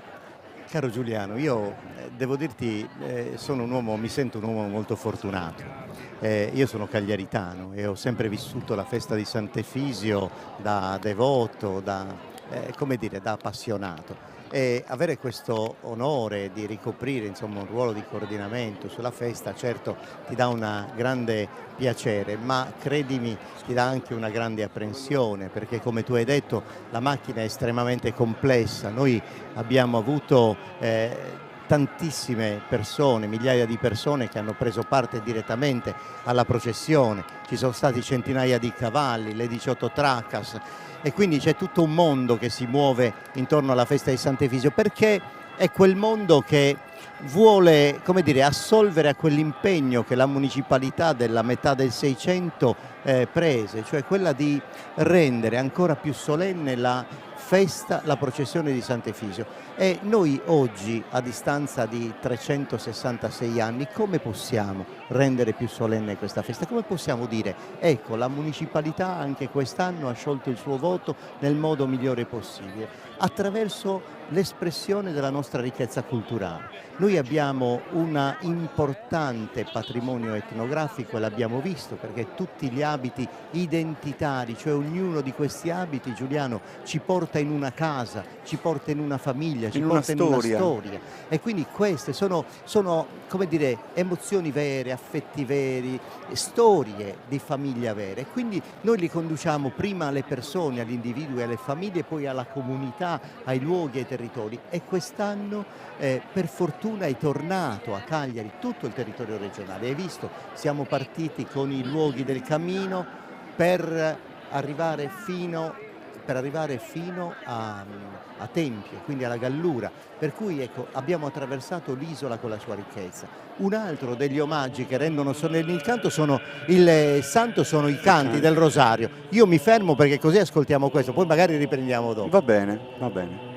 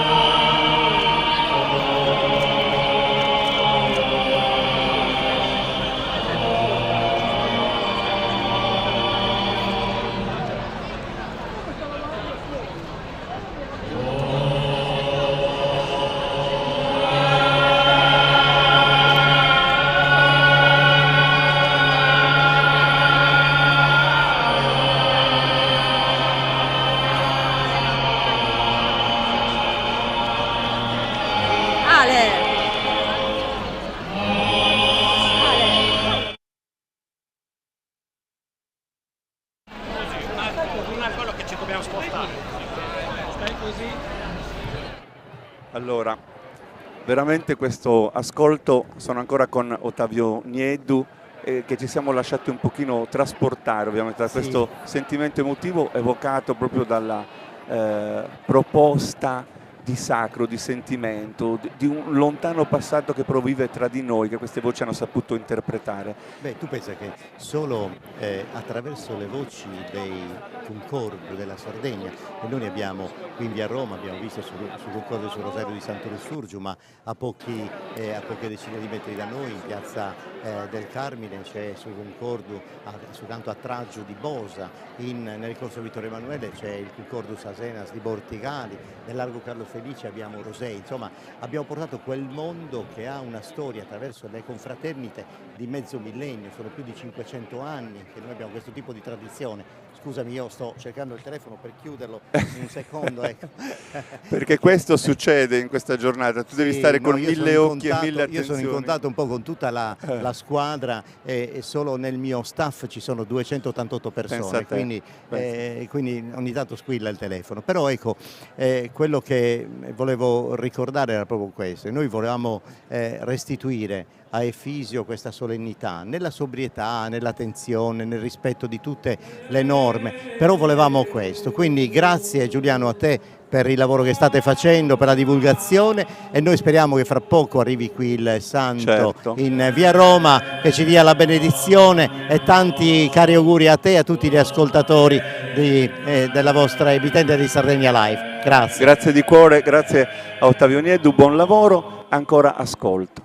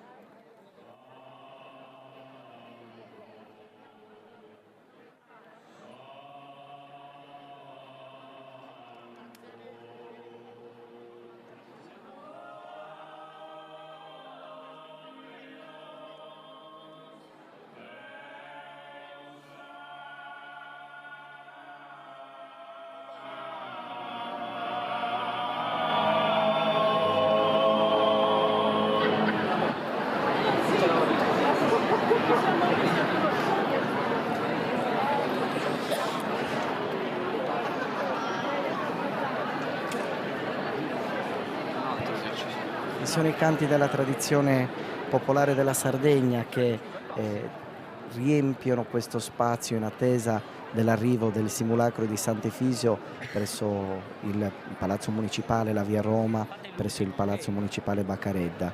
Vediamo il plotone della polizia che anticipa l'arrivo di Sant'Efisio. Quelli che abbiamo sentito sono i canti della confraternita del coro sul Rosario di Santo Lussurgiu, che da molti anni, da quasi 50 anni, cantano quelle che sono le tradizioni musicali del loro paese nello specifico. L'ultimo canto che abbiamo sentito era il Te Deum, appunto, che è il canto che solitamente viene cantato il 31 di dicembre alla messa della fine dell'anno. Come detto, è il plotone della polizia che prepara l'arrivo del simulacro di Sant'Efisio, che viene preceduto appunto dalla guardiania dell'Arciconfraternita e prima dell'Arciconfraternita. Quindi gli agenti della polizia locale di Cagliari e ovviamente adesso la scorta del santo. È proprio questo il passaggio, dicevi, miliziani divisi in 3 gruppi che rappresentano i quartieri di Stampace, Marina e Villanova, che inalberano ciascuno il proprio stendardo con l'effigie di Sant'Anna, Sant'Eulalia e San Giacomo. Che sono le patrone appunto dei 3 quartieri storici di Cagliari. Fra poco li vediamo avanzare armati di vecchi archibugi, berrettone rigido di panno rosso a forma cilindrica, giubbetto di panno rosso o verde, gonnellino nero, cinturone di pelle, calzoni di tela bianca, gambali di orbace nero. Oggi la funzione è coreografica, ma originariamente scortavano il santo, lo difendevano dalle incursioni dei pirati.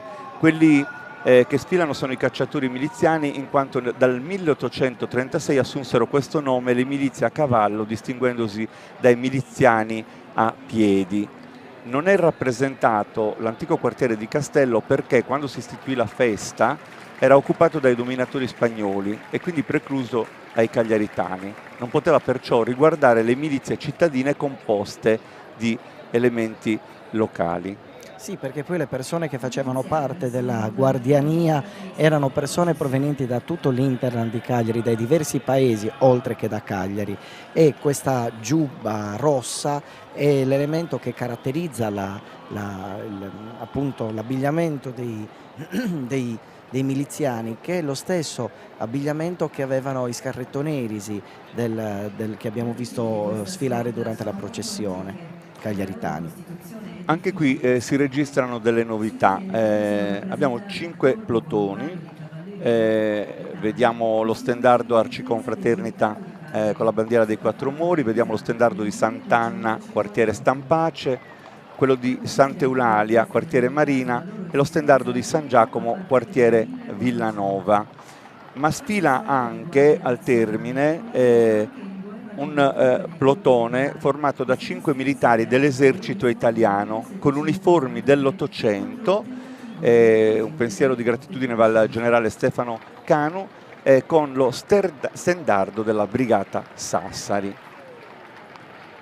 Ed è ovviamente, come abbiamo detto, il pellegrinaggio che adesso si apre appunto con i miliziani a cavallo, e poi sarà la volta dell'Arciconfraternita del Gonfalone di Sant'Efisio, che è aspetto importantissimo perché ha in seno tutta l'organizzazione dei riti ed è dell'Arciconfraternita del Gonfalone di Sant'Efisio proprio tutta la cura dell'organizzazione e la protezione di Sant'Efisio, costituita nel mese di aprile del 1538 con una bolla di Papa Paolo III. E come ti dicevo prima, c'è una festa che per gli stampacini e anche per le persone che fanno parte dell'Arciconfraternita, che forse è anche più sentita di quella del 1° maggio, ossia la festa del 15 di gennaio, che è appunto profondamente sentita, una festa esclusivamente religiosa, ma come dicevo profondamente sentita sia dagli abitanti del quartiere Stampace di Cagliari che anche dalle persone appartenenti all'Arciconfraternita. Perché l'Arciconfraternita del Gonfalone è custode, tramanda la tradizione, rinnova ogni anno la liturgia dei festeggiamenti, e qui ovviamente si inizia a intravedere il cocchio di Sant'Efisio, che è la prima immagine, lo abbiamo atteso, che arriva dalla via Mameli per inserirsi nel largo Carlo Felice di Cagliari. Ed è quello proprio di divulgare il culto del santo, l'obiettivo principale di questi 150 confratelli sulla chiesetta di Stampace, con il loro occhio vigile, con la loro attenzione. Sì, perché la loro presenza era molto importante, Giuliano, soprattutto nel percorso da Cagliari verso Nora, perché le incursioni insomma, noi adesso abbiamo il porto canale, però in realtà era un porto completamente aperto, per cui dal mare potevano arrivare pirati di qualsiasi genere, per cui queste figure erano estremamente importanti proprio per la protezione del santo nel percorso che l'avrebbe condotto fino appunto alla chiesetta di Sant'Efisio. Qui ancora vediamo i plotoni. Il terzo plotone porta lo stendardo di Sant'Eulalia nel quartiere Marina. Come abbiamo detto, il primo plotone era quello dell'Arciconfraternita con la bandiera dei Quattro Muri della Sardegna, poi Sant'Anna per il quartiere Stampace, Sant'Eulalia, quartiere Marina. Ricordiamo che Sant'Eulalia è la patrona di Barcellona, il legame con la Spagna è molto forte e avere nel quartiere Marina una chiesa intitolata Sant'Eulalia la dice lunga sul legame tra Cagliari e appunto la Spagna. E ovviamente poi San Giacomo per Villanova e, come abbiamo detto, il plotone dell'esercito italiano con uniformi dell'800 e con lo stendardo della Brigata Sassari. Sì, che ora dovremo vedere inquadrati perché sono gli ultimi, vediamo già. La cavallo che scorta il santo indossa l'uniforme storica del disciolto reggimento cavalleggeri di Sardegna. Ed è costituita da 5 binocoli. Ovviamente poi col passaggio dell'Arciconfraternita del Gonfalone di Sant'Efisio ci sarà subito il terzo guardiano e la guardiania, e quindi qui siamo già proprio a ridosso del passaggio del santo, con protagonista l'Alternos. Abbiamo fatto un po' la cronistoria anche di quello che è il simbolo, quel toson d'oro che ovviamente dà luce proprio a una vicenda che oggi abbiamo voluto proprio puntualizzare nella prima parte della nostra cronaca, e poi il suono della fede, cioè quello di Luigi Lai, che da oltre dal 70 oggi, stiamo parlando di mezzo secolo, 50 anni, esatto, 52 anni sì, accompagna con i suoi strumenti ininterrottamente la festa di Sant'Efisio a Cagliari, e che quest'anno a luglio compie 90 anni, il grandissimo Luigi Lai, che nelle parole di Giovanni Lilliu, le leggevo ieri, è stato capace di portare l'austerità delle launedas, il suono di questo strumento che arriva da quelle voci della campagna da cui trae origine, dai tempi lontani, dalle piazze della festa all'accademia, all'università, sul podio dei teatri, cioè in quei luoghi dove lui e poi tutti gli altri ha saputo traghettare, ecco, anche la dignità di uno strumento che non è più solo popolare, ma che questo sentimento popolare ha saputo poi rappresentarlo anche nei luoghi più alti della cultura. Più alti della cultura, esatto.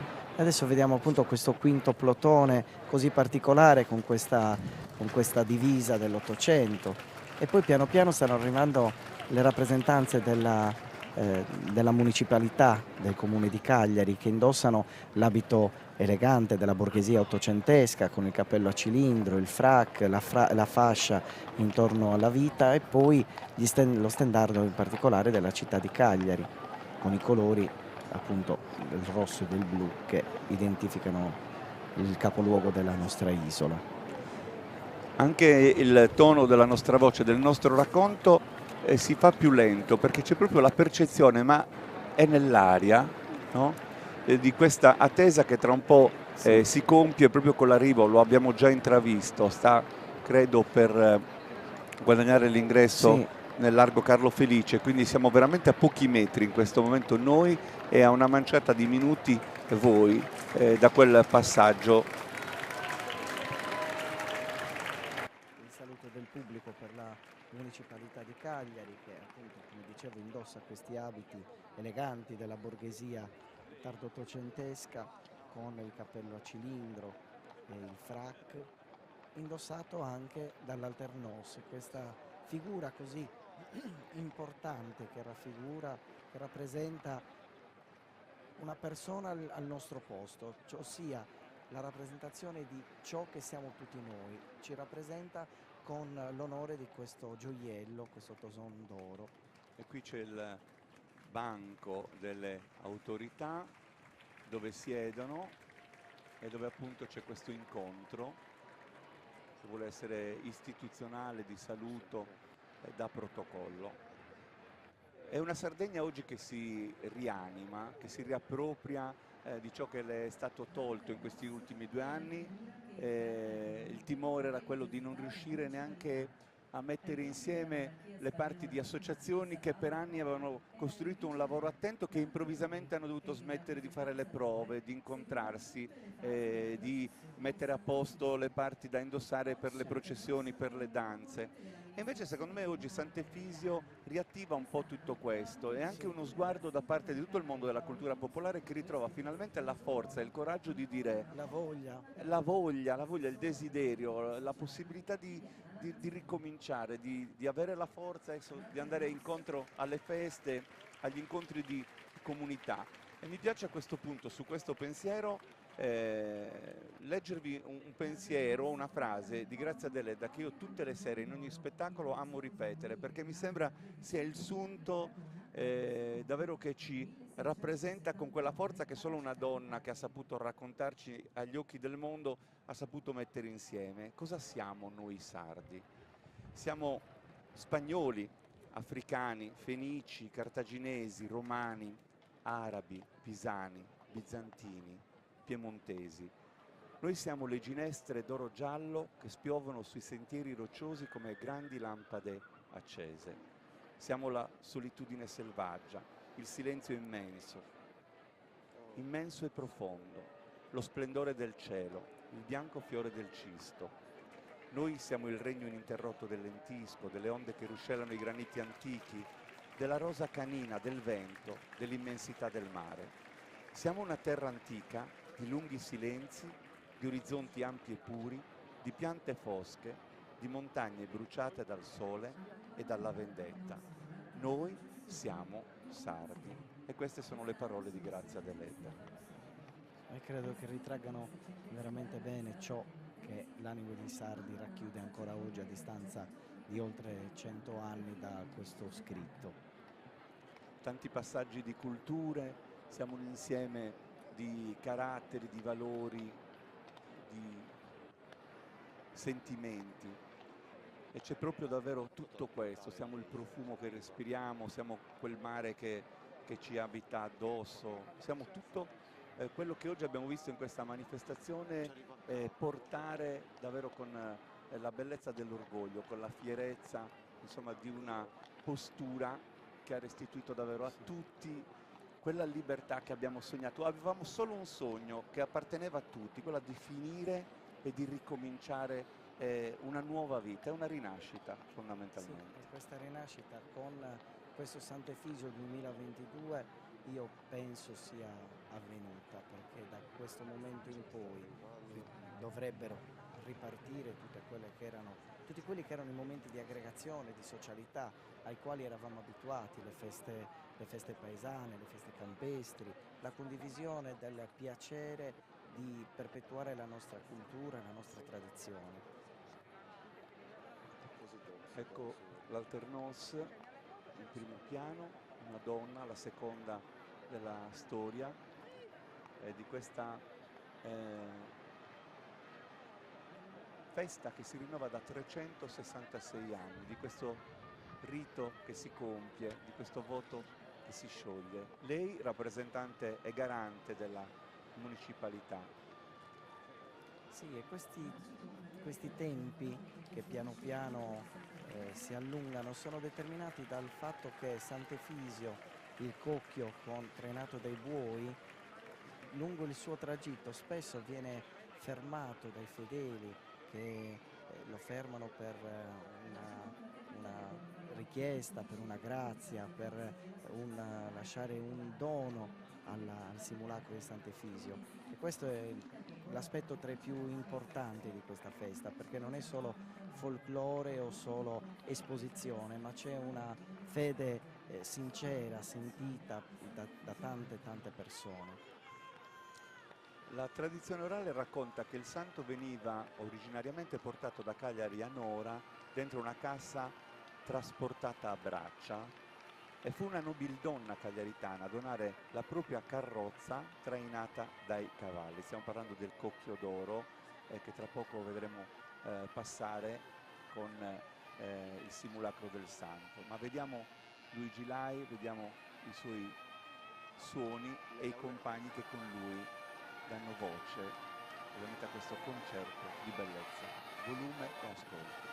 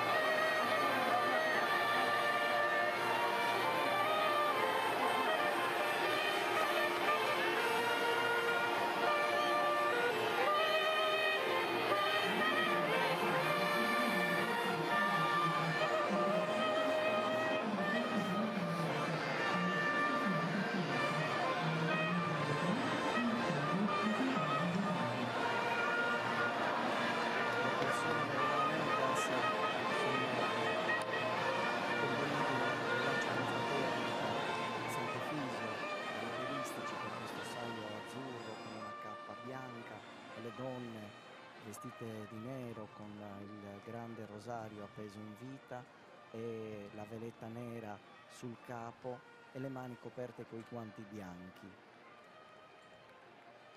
che si preparano appunto all'arrivo del santo presso la via Roma per proseguire poi fino alla chiesetta di Giorgino, luogo nel quale si sostituirà il carro, si farà indossare al simulacro del santo degli abiti da viaggio per poi proseguire verso il percorso del quale abbiamo parlato lungo questa diretta di stamattina. Il Valeri, dopo aver ammirato la superba bellezza della sagra allora di Sant'Efisio a Cagliari, ne scrisse come di una visione memorabile, sottolineando che niente, anche in Italia, possa dirsi paragonabile ad essa. Se fin da allora e dai tempi più remoti questa immensa festa di sole e di colori, fatta di sentimento religioso e di paesana giocondità, suscitava l'incontenibile entusiasmo dello scrittore francese, dice Nicola Valle, cosa direbbe egli oggi se potesse vedere le più recenti edizioni della partenza di Efisio? È effettivamente così. Sai che mentre mi documentavo i giorni scorsi ho visto delle cronache neanche troppo lontane, stiamo parlando della coincidenza con l'Unità d'Italia, veniva registrata con 8 parole la festa di Sant'Efisio e pochi partecipanti. Ecco il tempietto di cui abbiamo parlato con le reliquie del santo. Di Sant'Efisio, esatto. Importantissimo questo passaggio perché lo abbiamo detto, diciamo accompagnato la processione solo in 2 occasioni, per i 300 anni della festa e per i 350 anni, e quest'anno per il ritorno dopo la pandemia, ma anche per scongiurare gli effetti della guerra, per tutto questo male che affligge il mondo, l'Arciconfraternita ha deciso di riportare, guarda l'immagine del popolo dietro al santo, meravigliosa, qua devono parlare le immagini.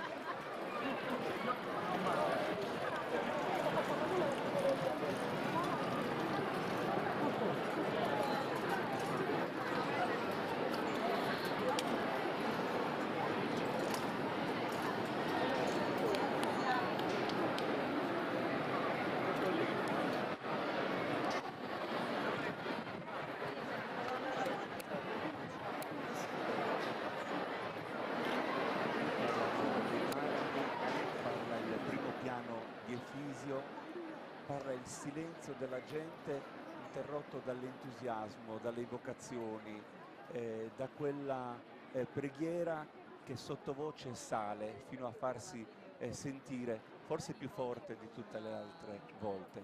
Roberto Tangiano è stato protagonista di questo incontro perché con i suoni delle Launeddas ha aperto il percorso processionale, ma ci ha raggiunto in postazione anche perché non può non commentare con noi con un suo pensiero questo momento che è il più particolare e atteso di tutta la mattina.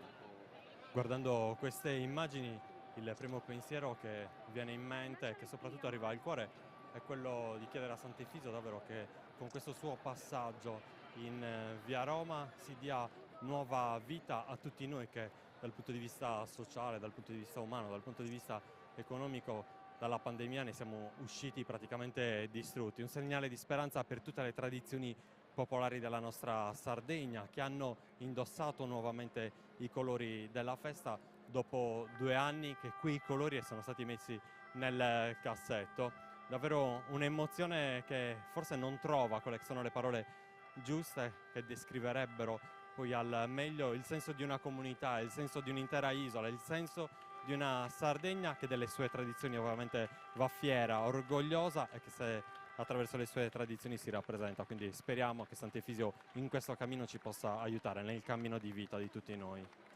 Mi dà la sensazione quest'anno, forse è solo una mia impressione, che la sosta sia senza fretta, cioè deve camminare, deve raggiungere i luoghi, le tappe fino a Nora, però è come se non avesse fretta, se avesse proprio il desiderio, questa volta percependo proprio il sentimento della gente, di essere lì, un po' più presente, un po' più dominante verso questa invocazione che è universale, perché lo abbiamo detto, il sogno di tutti è quello di tornare alla normalità, ma il sogno di tutti anche è tornare a essere padroni delle proprie vite, del contatto, dell'abbraccio.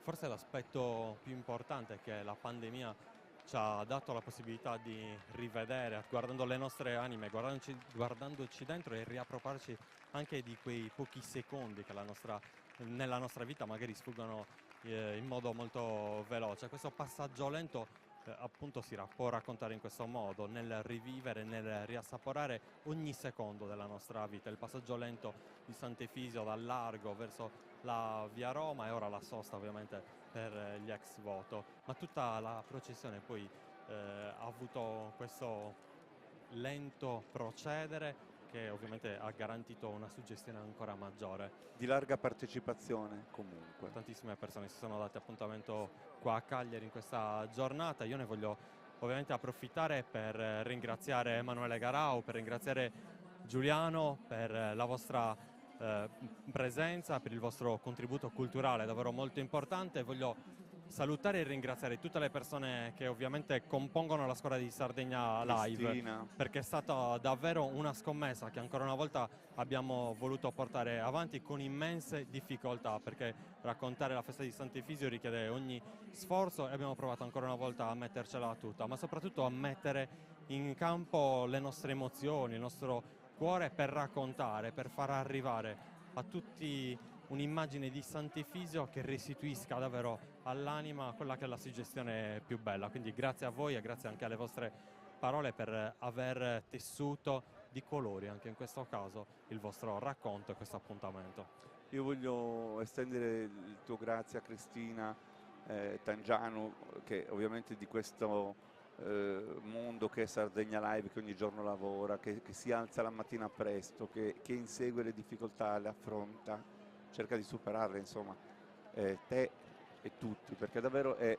sicuramente un bel lavoro quello che state facendo da tempo. Volevo salutare e ringraziare gli amici di Teleregione Live che oggi ci hanno dato una sponda per poter amplificare ancora di più la voce di questo racconto, e io direi di lasciare a Emanuele un pensiero, un saluto nel finale. Lo ringrazio particolarmente anche per il momento insomma decisamente sofferto che sta attraversando, ma oggi ha voluto essere qui testimone di una vita che continua.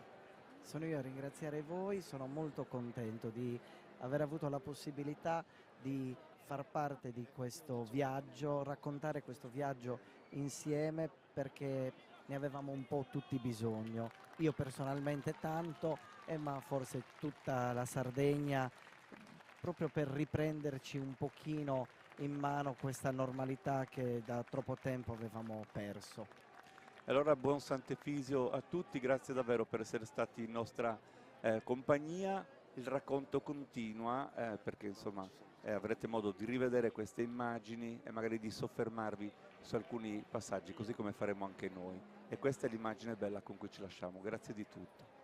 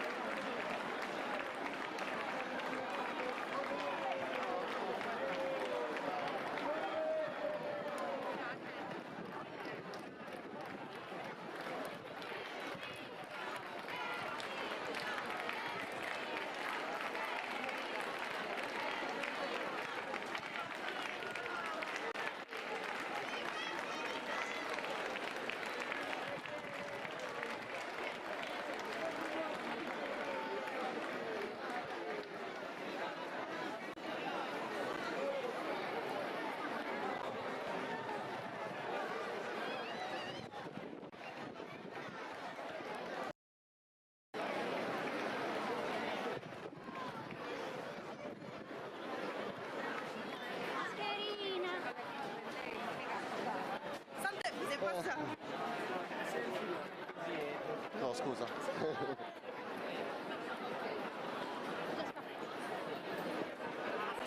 Crim, io sono staccato con la cuffia.